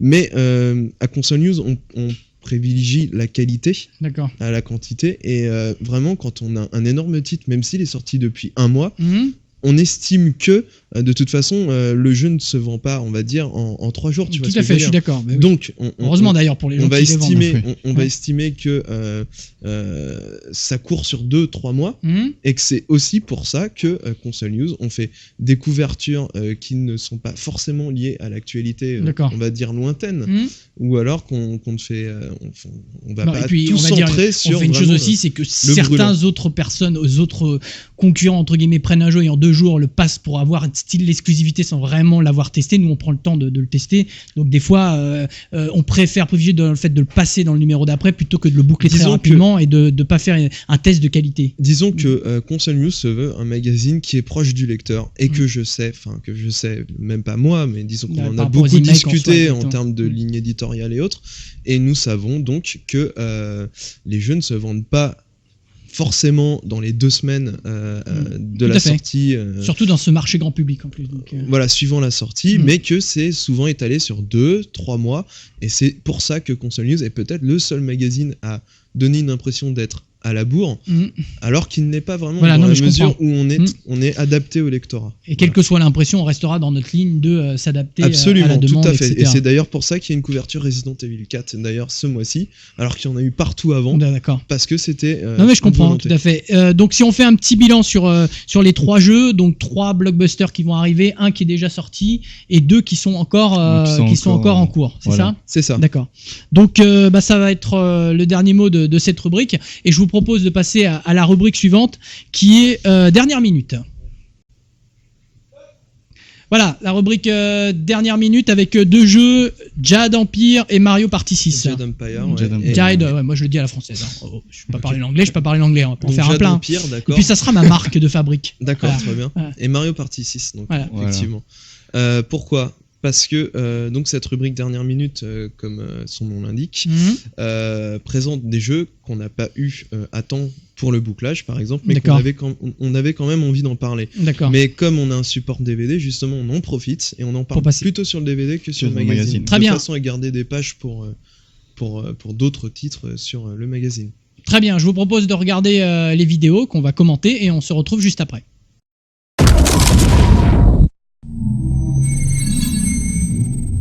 Welcome to Jade Empire, an action role-playing game developed by BioWare for the Xbox. Jade Empire is set in a world inspired by the myths and legends of ancient China, a world that might have been if all the stories were true. In these new summer demos, we're highlighting brand new fighting styles, new game areas, monsters, and even a new player character appearance. In this first demo, you've tracked down the bandit Zheng Sai to a tea house in the outskirts of the province. You have 4 fighting styles in your quick bar: Legendary Fist, Twin Sabers, Ice Shard, and Horse Demon. Legendary Fist is an old standby, but the rest are new to this demo. Twin Sabers is a fast weapon style with enough reach to make it a good choice when fighting lots of enemies at once. Ice Shard is a magic style that uses your chi to power elemental attacks. It has an area effect clear that damages all enemies in the area, and a devastating freeze attack that holds an enemy in place. Demon forward. Horse Demon is a transformation style. You gain transformation styles by seizing the spirits of creatures you defeat in combat, in this case, a horse demon. These styles are very powerful, but they drain chi quickly and lack the mobility of other styles, so you have to be careful about when you use them. Legendary Fist is a fast martial style with a good mix of attacks and defensive ability. With some chi charged, it's also a great way of taking care of individual thugs. Here we've picked up an improvised weapon, in this case a pair of delicious juicy hams. Improvised weapons can't be improved or modified, and once they're used up they disappear, so you want to take advantage of them when they do come up. And that's the end of this demo. Be sure to check out both demo videos for all the new styles, areas, monsters, and characters, and stay tuned for more videos in the future.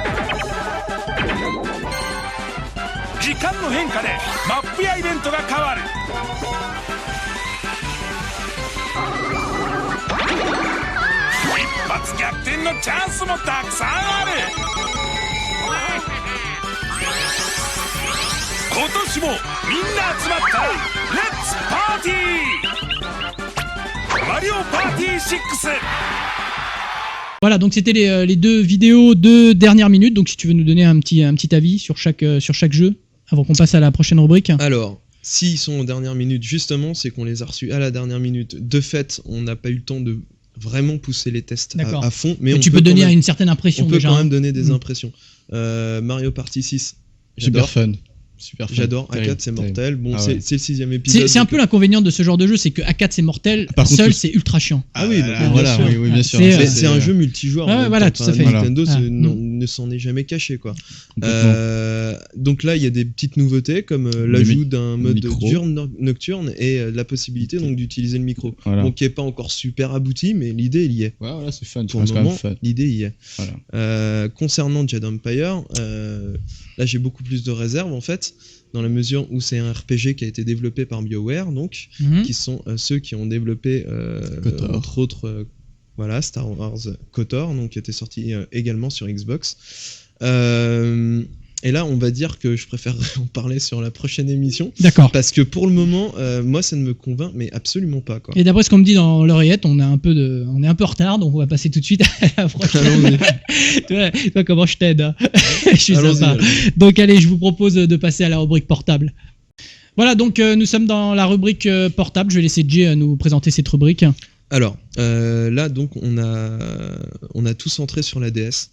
Dans la mesure où la PSP a été repoussée, encore une fois, la date de sortie, ce ne sera pas cet été, comme on aurait pu le croire. Nous, on planifie plutôt pour septembre. Bon, on s'avance peut-être un petit peu, mais en tout cas, on planifie ça pour septembre. En ce qui concerne la DS, donc c'est la machine dont tout le monde parle actuellement. Ouais, vas-y, continue. Non, parce qu'il y a Ludo qui s'en va, donc je lui disais un petit au revoir. D'accord, on être en direct. Je suis quelqu'un de poli. Tu sais, je salue les gens. Non, mais y a pas de problème. Donc je t'en prie, vas-y, continue. Je continue sur la DS. Donc, il y a la machine dont tout le monde parle actuellement, que tout le monde s'est procuré à en juger par les chiffres de vente actuels en France. C'est une machine qui a bien marché. Ah oui, non, d'accord. Alors, il paraît que la DS, il y a un chiffre qui est énorme, mais parce qu'il y a des gens qui ont beaucoup changé de machine parce qu'il y avait des problèmes au début, au niveau de l'écran tactile. Ah. D'après ce qu'on m'a dit, est-ce que c'est une rumeur ou pas, mais il paraît que l'écran tactile dans les premières machines. Voilà, bon. Donc ce n'est qu'une rumeur, donc c'est peut-être une fausse information, donc prenez-la vraiment au premier degré sans chercher. Parce que c'est quand même une excellente machine et je pense que Nintendo, avec cette machine, démontre encore une fois sa créativité. Ah, complètement. Ouais, là, pour moi, là, Nintendo a encore révolutionné le jeu vidéo. Enfin, je suis désolé, même donc, si ça paraît comme ça, on va dire, assez abstrait. Comme ça, de visu. De premier abord, oui. La DS paraît abstraite, paraît assez, comment dire, simple. Enfin, tu vois, dans l'utilisation, on a l'impression que c'est un truc un peu simple. Encore une fois, ils ont trouvé d'excellentes idées de gameplay et rappelons-le quand même, une console de jeu, c'est fait pour jouer. Donc c'est fait pour s'éclater. Donc c'est fait pour prendre du plaisir. Et on s'en fout un peu de savoir qu'elle est en or, en argent. Non déplaise à certains. Moi, le design, je m'en fous. Moi, ce qui compte, c'est vraiment toutes les nouvelles possibilités qui ont été données à la console. Tu prends. C'est un peu comme nous, on n'est pas beau, mais on dit des choses intéressantes et c'est ce qui est important. Si tu veux, hein. Moi, je me sens pas particulièrement laid. Écoute. C'était pour donner l'image. Non, voilà, une image. C'est une image, comme tu dis, c'est quand tu me dis à chaque fois que tu montes une couverture super moche. C'est conceptuel. C'est très conceptuel. Voilà, exactement. C'est de l'humour conceptuel. Alors. Donc voilà, je te disais, donc c'était vraiment une chose conceptuelle dans mes images verbales. Donc par rapport à la DS, je reviens à cette console parce que je l'adore. Donc 2 écrans, un écran tactile, une possibilité de jouer avec un stylet. Le premier logiciel de communication avec PackPix, donc PackPix, qu'est-ce que je dis, PictoChat, pardon. Ouais. Des jeux qui commencent à exploiter vraiment le potentiel de la console, comme Feel the Magic, enfin Project Rub en France, Another Code qu'on a reçu en japonais également. Et moi, il y a deux trucs qu'il faudra absolument que je vous présente, même si ça sortira jamais en France. C'est deux simulations de chirurgie, et je trouve ça génial. Non, c'est génial. c'est-à-dire de bénéficier des capacités hardware justement de la DS avec le stylet pour gratter par exemple, pour enlever une tumeur ou un truc du style, je trouve ça mortel quoi. Ouais, non, mais je suis tout à fait d'accord. Vraiment faire évoluer le jeu vidéo et puis donner une nouvelle source de plaisir aux joueurs. Ce qu'on va faire, puisqu'on vous parle de créativité, on vous parle de jeux mortels, je vous propose de regarder les vidéos commentées des jeux DS et on se retrouve juste après.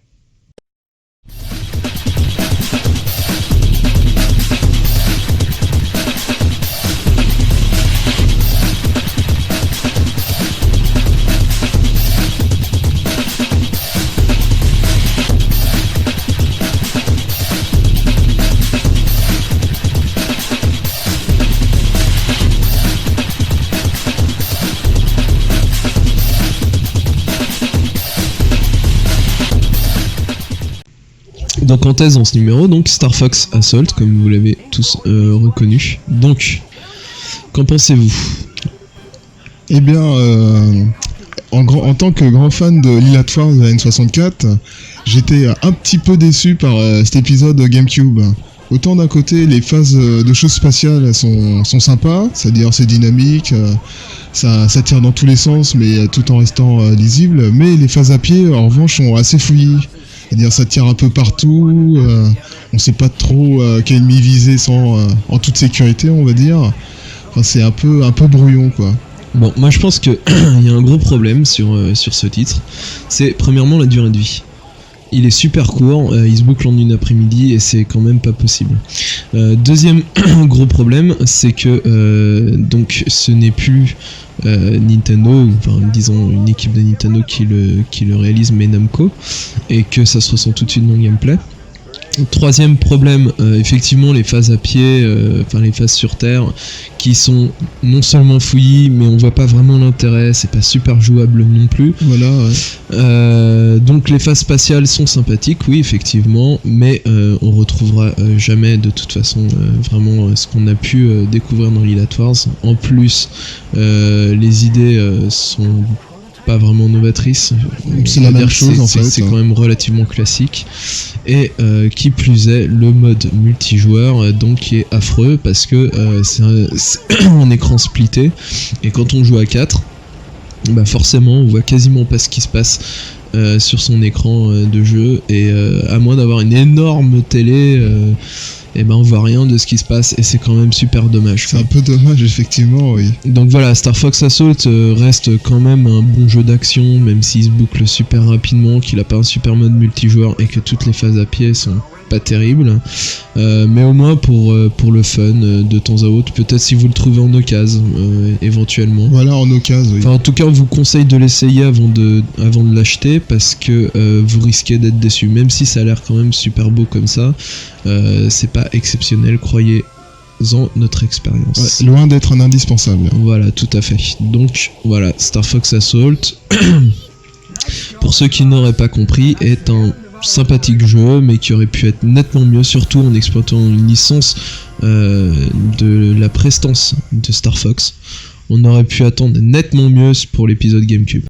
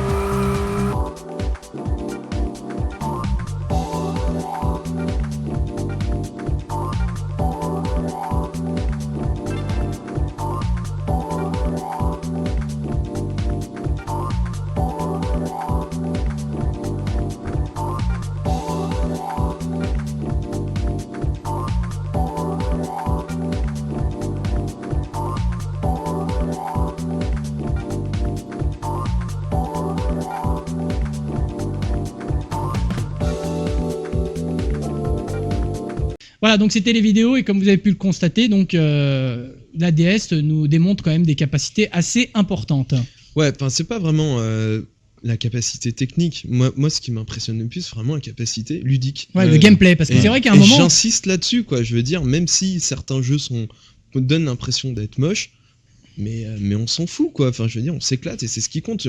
L'exemple typique, c'est, on a vu tout à l'heure, justement, si vous avez regardé les vidéos, on a parlé de WarioWare notamment, d'accord, qui est un concept qui a complètement révolutionné le jeu vidéo, et je suis désolé de le dire, sur GBA, sur GameCube, maintenant sur DS, et tu peux pas faire plus bête comme jeu, c'est-à-dire un ensemble de mini-jeux stupides qui durent en moyenne 15 secondes chacun. Même pas 2 secondes. Ouais, 2 secondes, ouais. 2 secondes, ça marche. Il faut y penser, en fait, se dire, je vais faire un jeu qui va durer 2 secondes. C'est génial, et c'est génial, tu t'éclates parce que c'est moche, mais c'est génial. Ludique, je comprends. Et c'est vrai qu'il y a une période, je crois 2000-2002, moi j'ai trouvé que les jeux, on mettait en avant énormément les capacités de la machine et on oubliait complètement le gameplay, quoi. Et c'est bien pour ça que à Console News, on continuera à défendre la DS, parce que c'est une machine qui fait fi justement du mouvement actuel, à savoir on a des beaux jeux, on se rapproche du réalisme, de la réalité, etc. etc. Mais par contre, voilà, ils annoncent tout de suite la couleur. Bon, ok, nos jeux ils seront moins beaux que peut-être sur une autre console portable. Nos jeux ils seront peut-être moins bien réalisés, moins techniques, etc. Mais on va s'amuser. Que voilà, non, vous allez vous éclater et c'est le principe premier du jeu vidéo. Très bien, je crois qu'on va conclure ce débat et on va passer tout de suite à la prochaine rubrique, la rubrique Théma. Alors, j'ai une première petite question. C'est quoi, qu'est-ce que ça définit la rubrique Théma en fait ? Alors, la rubrique Théma, c'est, on va dire, la rubrique entre guillemets intelligente du magazine. À savoir que. Pourtant, quand je vois les noms des jeux, Resident Evil 4, MGS3, justement, tu te trompes. Steam Life. Still Life. Still Life, d'ailleurs, jeu français. Voilà. C'est bien, t'as J'ai retenu sur les autres émissions. Le titre ne l'est pas. Un jeu à acheter de toute urgence parce que c'est français, parce que c'est bon. Voilà. Et Jay va vous en parler tout à l'heure. Exactement. On va rentrer vraiment dans le détail de la rubrique pour l'expliquer, parce qu'on l'a expliqué à travers le magazine. Je sais pas si vous avez capté à quoi je veux faire, à quoi je veux amener justement cette rubrique. La rubrique Théma, c'est une comparaison entre la réalité et le virtuel. Dans la mesure où actuellement le jeu vidéo s'inspire de la réalité pour faire du jeu vidéo justement, et parfois le jeu vidéo a une répercussion sur la vie réelle.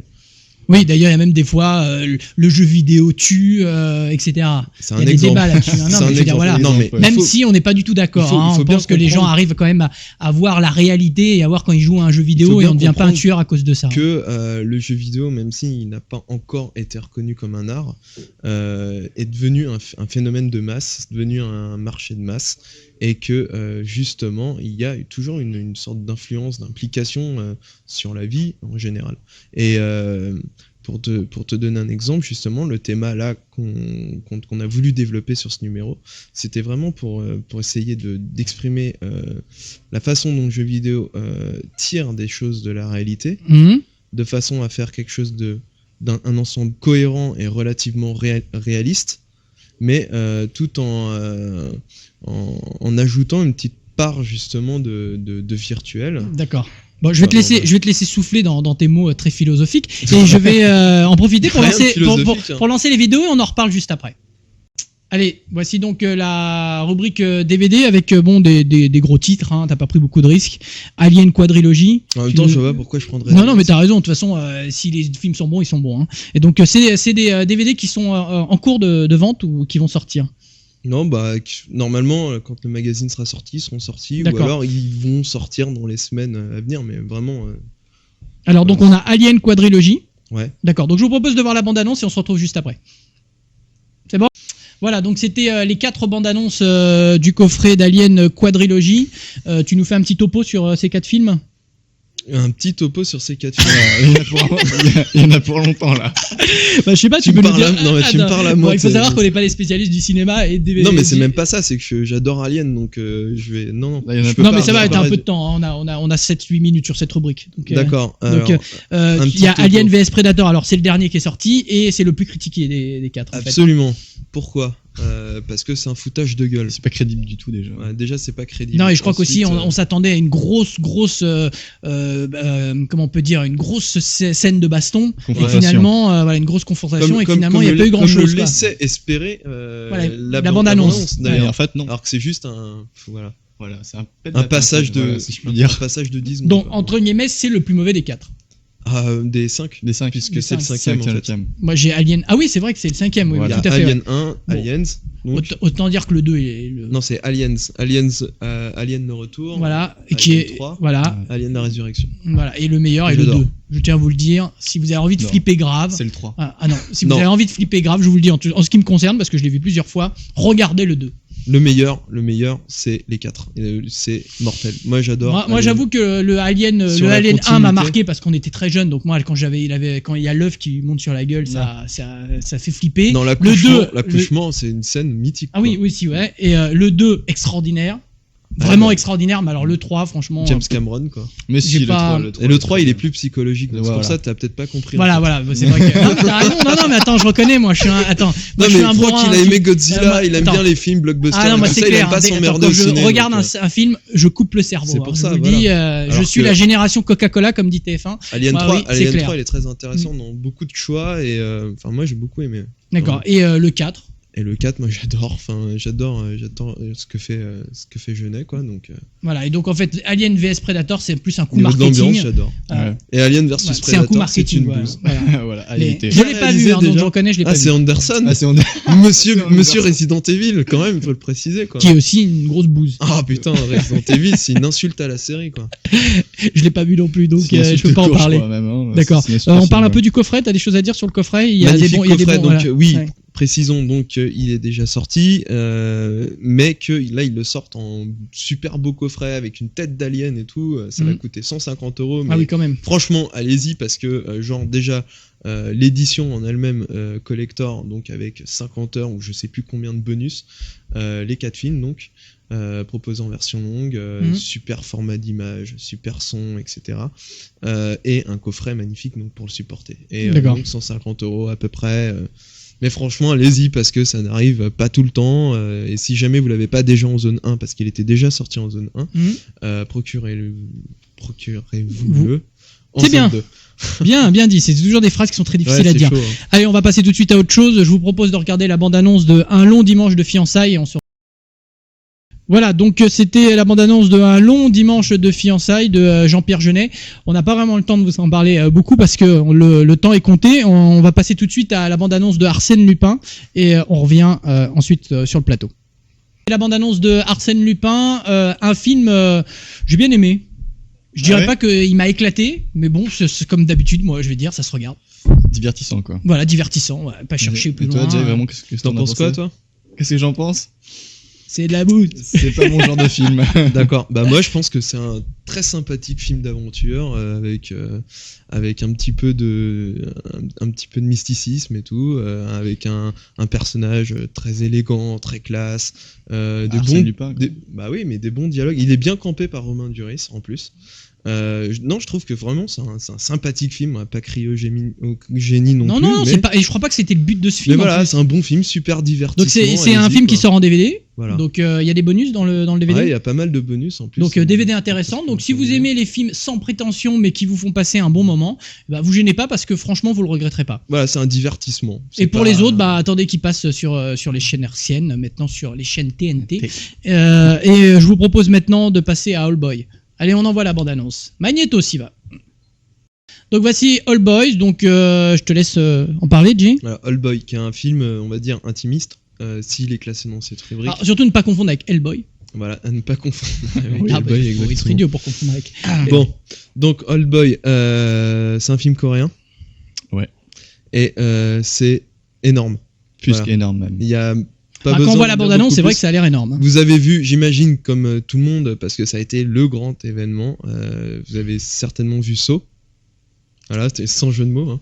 Vous avez certainement vu Saw, et qui est un très très très bon film. Enfin, moi j'ai beaucoup aimé. Mais All Boy, ça pousse le délire encore plus loin. Là, ça va très très loin. Un mec séquestré qui sort au bout de 10 ans. Oui. Voilà.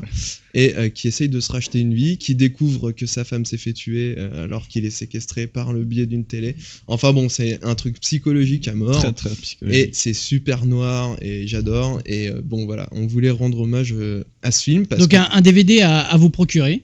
D'autant qu'il va y avoir une édition, enfin il y a une édition collector qui est mortelle. Il a vraiment eu du budget pour une fois pour un film qui n'est pas censé vendre énormément et voilà. Donc, par contre, c'est quand même réservé à un public assez averti. C'est quand même des scènes qui sont bien chocs. Ouais, voilà. On va dire que interdit au moins de 16 ans, ça me semble quand même très bien de préciser. Après un superbe film comique All Boy, on va retrouver un deuxième film comique, Les Survivants. Ouais, Les Survivants. Qui est en fait évidemment un drame. Ouais, qui est un drame mais bouleversant. Enfin, moi j'ai trouvé vraiment ce film bouleversant, très humain. Non, c'est un excellent film, hein, donc c'est à regarder. Voilà. C'est clair que c'est pas l'enquête corse ni quoi que ce soit. Mais non, voilà, donc ça a aucun rapport. Mais ce que je veux dire, c'est que c'est quand même dur. C'est un film dur, hein, attention. Ouais, mais c'est pas un film récent. Hein. Enfin, précisons, c'est pas un film récent. Là, il y a une édition qui va sortir, mais c'est pas du tout un film récent. Non, tout à fait. C'est réalisé par qui déjà ? Frank Marshall. D'accord, ok. Voilà. Mais c'est, on voulait vous, parce qu'en fait, ta rubrique intimiste, tu montres des choses qui intimisent. Donc c'est pas des DVD qui vont se vendre à des millions d'exemplaires. Non, là, je l'ai mis dans la rubrique intimiste parce que c'est pas effectivement un blockbuster, ça pète pas dans tous les sens.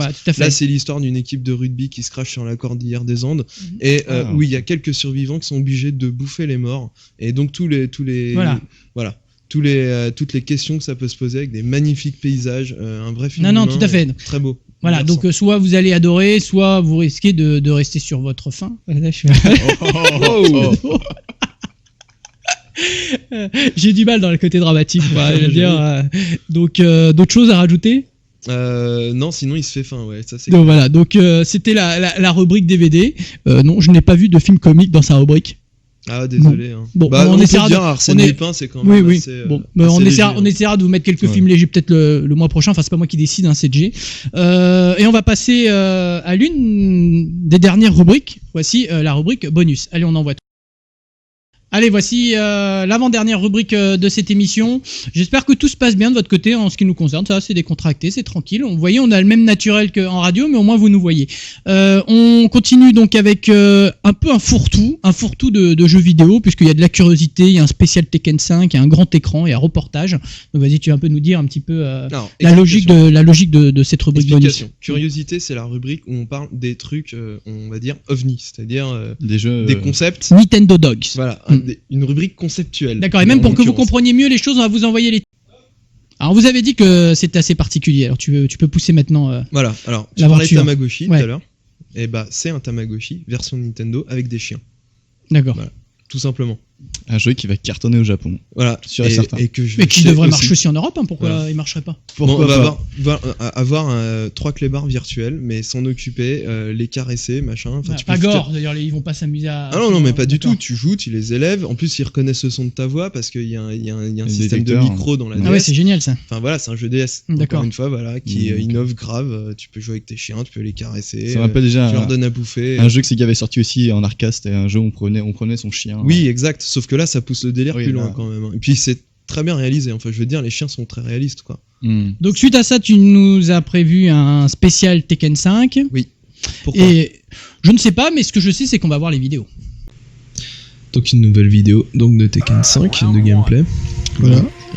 Avec un très joli décor. Ouais, qui se passe dans une espèce de cave au trésor avec des pièces d'or partout. Ça rappelle un petit peu d'ailleurs un des décors de Soul Calibur. Tout à fait, oui, avec les pièces d'or en plus, si vous voulez. Voilà, d'ailleurs, à chaque fois qu'un des personnages touche le sol, les pièces bondissent. Bondissent. C'est pas le terme que j'aurais choisi. C'est pas le terme, effectivement. Enfin bon, c'est pas grave, vous nous aurez compris. Là, on remarque quand même que la capacité à enchaîner de Raven, qui est quand même assez sympathique. Voilà, un personnage très vif, voilà, tout en vitesse. On vient vraiment à Tekken 3 dans la possibilité de vraiment enchaîner, de faire des combos de folie. Voilà, et on a pu voir à un moment donc Raven qui donnait un coup de pied donc à Marduk, un coup de pied bas, et qui a été bloqué. N'oublions pas qu'il y a cette possibilité aussi qu'on arrête de dire donc que Tekken est un jeu bourrin dans la mesure où l'on peut bloquer n'importe quel coup de l'adversaire et même les coups spéciaux maintenant dans le 5. Et ça c'est quand même une grosse évolution du gameplay qui rend le jeu bien plus technique. Voilà, c'était les vidéos de Tekken 5, jeu comme Virtual Fighter qui est en 3D. C'est Virtua. Virtua Fighter. Donc, et là, il y a un grand débat. Est-ce que Tekken 5... Non, j'ai même pas envie de rentrer dans le débat. De toute façon, il n'y a pas de débat. C'est deux écoles qui sont différentes. Tekken 5 reste excellent. Il l'est complètement par rapport au 4. Non, il y a quand même des gens qui disent que c'est de la daube. Hein, Nicolas? Oui, c'est vrai que c'est vrai qu'après il y a des gens qui sont obtus, qui sont stupides.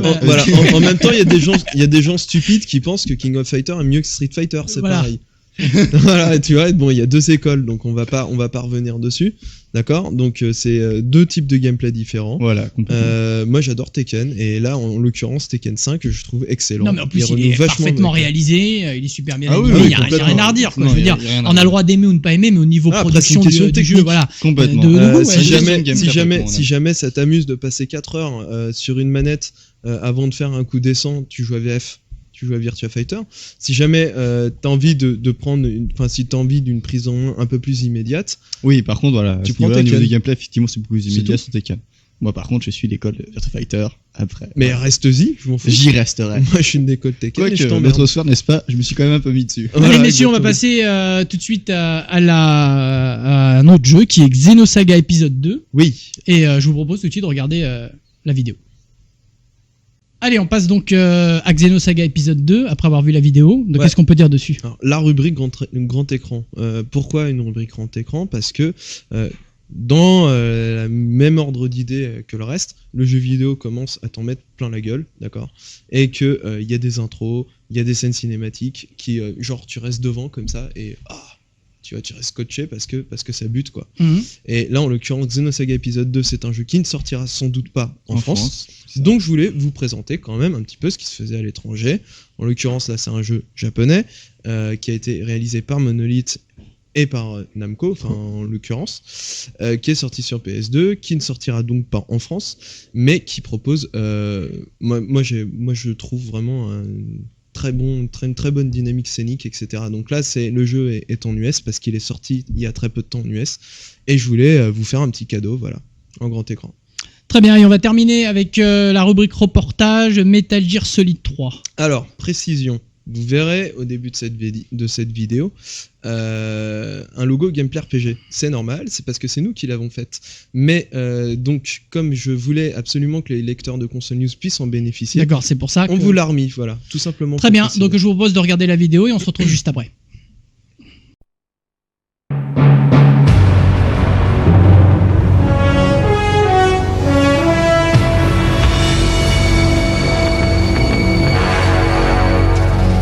What a thrill, with darkness and silence through the night. What a thrill. ジャマペアヒデオコジマ。今回のコンセプトですけども、メタルギアソリッドシリーズはステルスゲームということですけども、それプラスですね、サバイバルという、一番大きなキーワードを、最初に、考えました。でこの、サバイバルという新しい、コンセプトをですね表現するために3つの新しい要素というのを、掲げました。でまず、新しい時代、これまで、近未来でしたけども、それとは違った時代を持ってくるということです。で2つ目がサバイバルを生かす新しいゲームシステムです。3つ目が、新しい舞台、これまでは、人工物を主に扱ってましたけども、人工物を含んだ、自然環境、主にジャングルにスポットを当てました。でこの、新しい時代1960年とですね新しいゲームシステムピュアフードキャプチャーカモフラージュという、サバイバルを表現するための新しいシステムと、ジャングルという自然環境を、この3つをもってして、サバイバルを表現していこうという試みをしました。でですね、一番重要な、ジャングルをいかに表現するかというところで、2002年のですね10月ぐらいに、スタッフとともにですね日本の屋久島というところに来まして、取材した風景の、貴重な映像がありますのでまずそれをご覧ください。この屋久島はっていうのはですね、もののけ姫とかでも有名なんですけども、非常に日本的なですね、神聖なる、森を、イメージして、ここを訪れました。The forest here on Yakushima. This island is famous for being the setting for the animation film, The Princess Mononoke. It's a very sacred, quiet forest, and that's what we had in mind when creating the forest for MGS3. このようにですね、今道なき道を、スタッフとともに、歩きました。で、主にデザイナーとゲームを組み立てるスクリプト班と、それからサウンド班で行きました。And as you saw, there was like really no roads there. We walked through there, and it was like the guys from the design team, the sound team, and guys from the script unit who actually put together the game that visited this island. これはですね、湧き水でコーヒーを沸かして飲んでいるという、そういう映像です。Here, we collected spring water and we boiled it to make coffee. で、これはですね、今サウンド班が屋久島の音を取っているんですね。実際のゲームの中でも使われている鳥のさえずりとか滝の音とかっていうのは、ここで撮ったものです。A few seconds ago, there was one guy there recording sounds of Yakushima. You actually hear these sounds. They're actually used in the game, like waterfalls and the chirping of birds. で、実際に熱帯雨林とかジュラ紀っぽい、白亜紀っぽい森ではなくて、こういう神聖な森を、まず作ってみようということで屋久島に訪れたんです。And we were not aiming for a tropical rainforest or a Jurassic jungle or like a Cambrian forest. We were going for this very sacred jungle. That's why we went to Yakushima. でこれは、奄美大島というところですね、日本で見れる唯一のところですからマングローブが見れる唯一の場所なんですがそこでマングローブの取材をしている、映像です。This is another island called Amami Oshima. This is the only place in Japan where you can actually see mangrove forests, and we're going through the mangroves here. はい。で、この映像をこの取材をもとにですね、最初のキーになるジャングルを我々は、作りました。1ヶ月で約1ヶ月でメタルの2のシステムを使ってですね、作った映像が次にあります。で、ここでですね、ベルリンでも、発表しましたが、ちょっと重大な発表を、したいと思います。メタルギアソリッドは、トリロジーで完結するんですが、このようなものが、再び現れると。で、これは制作発表ではありませんので、これからこのようなものを作るという、意思表明みたいなものだと思ってください。で、4の、コンセプトだけ決めました。それはNo place to hide、ずっと隠れてきましたけども、隠れる場所はないという、新しい、切り口のメタルギアを提供したいと思います。で、僕はですね3でもメタルを作らないと言ってましたので、No place for Hideo と。で、スタッフだけ紹介します。まずプロデューサーは、私です。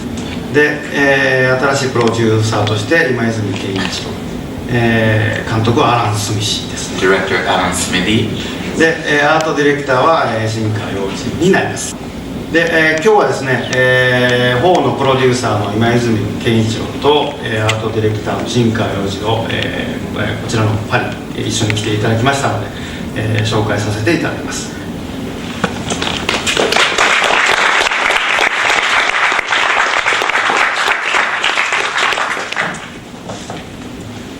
Bonjour, je m'appelle Yoji Shinkawa. Je m'appelle Kenichiro Imaizumi. Je suis très content d'être à Paris.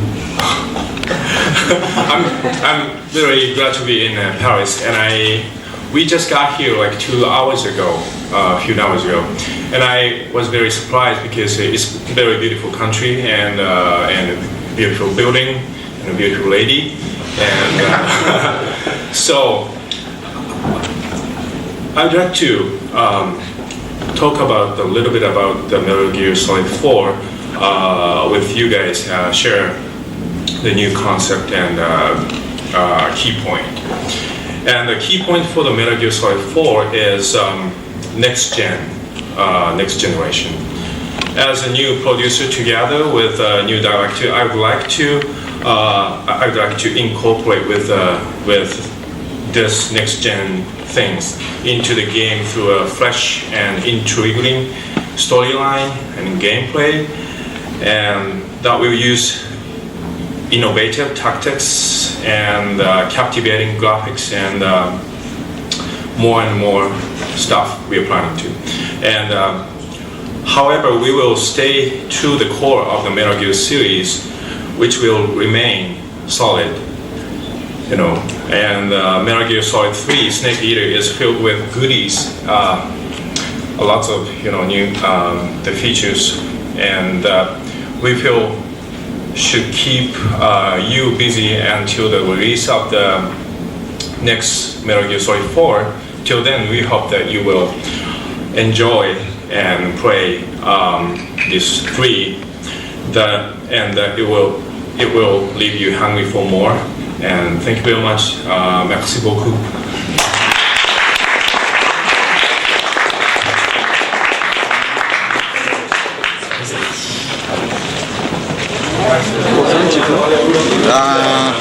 Un peu deeper, so English please. D'accord. Okay. I think of myself, Ocelot is the son of the boss and the sorrow. Can you confirm this fact? 私オセロットはボスと、ソローの子供だと思うんですけど、どうなんでしょう。これはなんか言えたりしますか。それはそうです。Yes. Yes. Okay.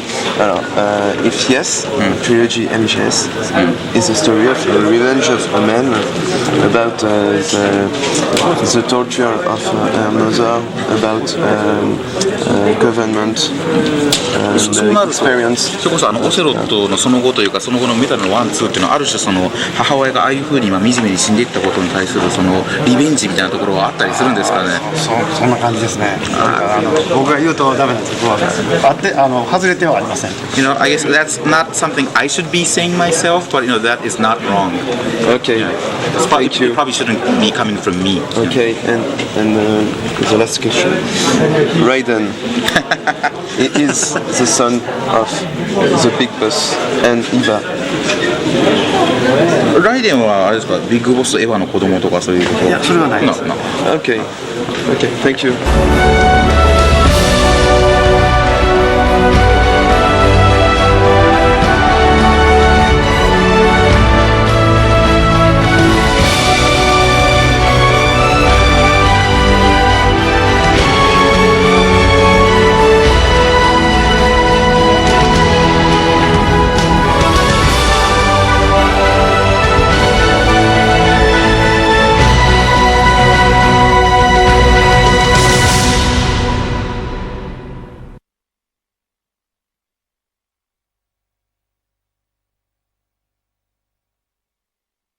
Voilà, donc c'était la vidéo réalisée par l'équipe de Gameplay RPG qu'on retrouve dans Console News. Ce qui est un peu normal puisque c'était le rédacteur en chef des deux. Hein. Exactement. Donc, juste pour dire quand même un petit coucou à Florian qui a réalisé le montage, etc., qui m'a vachement aidé, qui fait partie de l'équipe de Gameplay RPG. Non, qui fait partie de l'équipe de Portable Attack. Aussi. Donc, voilà. D'accord. Et je voulais simplement le remercier. Bon, ensuite, donc ce reportage, qu'est-ce qu'on apprend ? On apprend plein de choses intéressantes justement. Il faut savoir que ça a été tourné donc lors de la présentation officielle française, à Paris, donc où Hideo Kojima, Yoji Shinkawa étaient présents.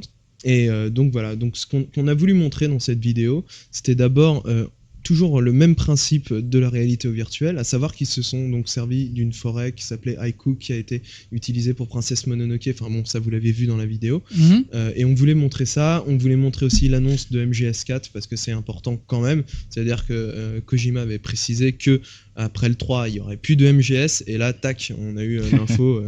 présentation officielle, etc. Il était là, c'est lui qui l'a dit, MGS4, donc c'est du pur, c'est du solide. Au passage, je précise que Resident 5 aussi, d'accord ? Donc sachez-le, il va y avoir Resident Evil 5, puisque Kobayashi a lâché le morceau la semaine dernière. Donc pour en revenir à MGS, avec une question finale qui est plus basée sur le scénario, en fait. Voilà. Ben, c'était l'objectif du reportage, et je pense que ça a fait plaisir à tout le monde de voir ça. Très bien, allez, on va passer avec la dernière rubrique de cette émission, c'est bientôt déjà la fin, qui est la rubrique Encore Plus. Dans la rubrique Encore Plus, 3 vidéos, SimCity, Batman Begins et Star Wars épisode 3. Ouais. Bon, bah voilà, donc merci, on va se quitter. Ça c'est du journalisme, de Dieu. Oui, je t'en prie, vas-y, alors, donc SimCity. Non, là, c'est Sin City. Sin City, ça tu l'attends. Je sais que tu l'attends avec impatience. Grave, d'ailleurs je vois demain. Punaise. Enfin. Ah, enfin. Tu vas pouvoir en parler, pas dans cette émission, puisque... Non, dans Anima. Dans Anima. Ouais, tout à fait. Anima, nouveau magazine qui ressort, consacré à l'animation. Ouais, entre autres, mais aussi au cinéma. Enfin, c'est un magazine pluriculturel sur les nouvelles formes artistiques. Très bien. Le cinéma. Alors donc on commence avec Sin City. Oui. Donc que tu vois demain, donc t'as pas beaucoup de choses à dire, si ce n'est que ça va être un film monstrueux. Ça va être génial. Voilà. D'accord. Batman Begins qui est déjà sorti. Non, pas encore. Non, qui sort en mois de juin. J'ai tellement vu la bande-annonce que j'ai l'impression qu'il est sorti le film. Qui sort en mois de juin et qui est un des films qu'on a le temps le plus parce qu'on est fan de Batman à la rédac. Du moins le premier. Et que voilà. Non, mais pas que. Ce que je veux dire, de Batman, le personnage. Alors, ce qu'on va faire avant de clôturer avec Star Wars, on va vous montrer les trois bandes annonces et on revient juste après.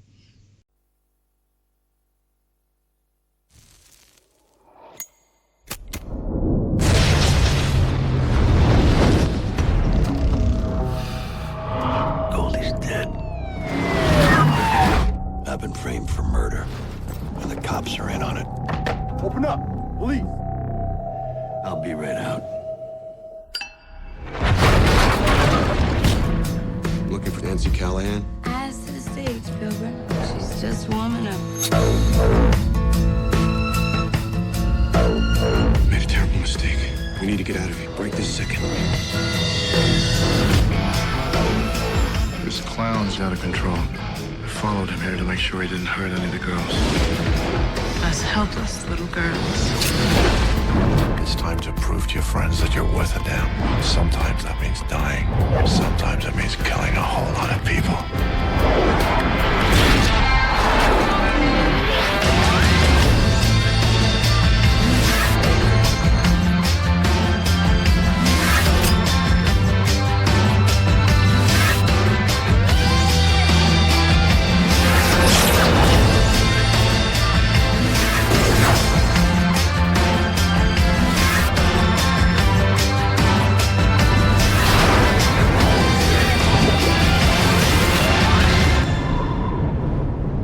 Walk down the right back alley in Sin City, and you can find anything.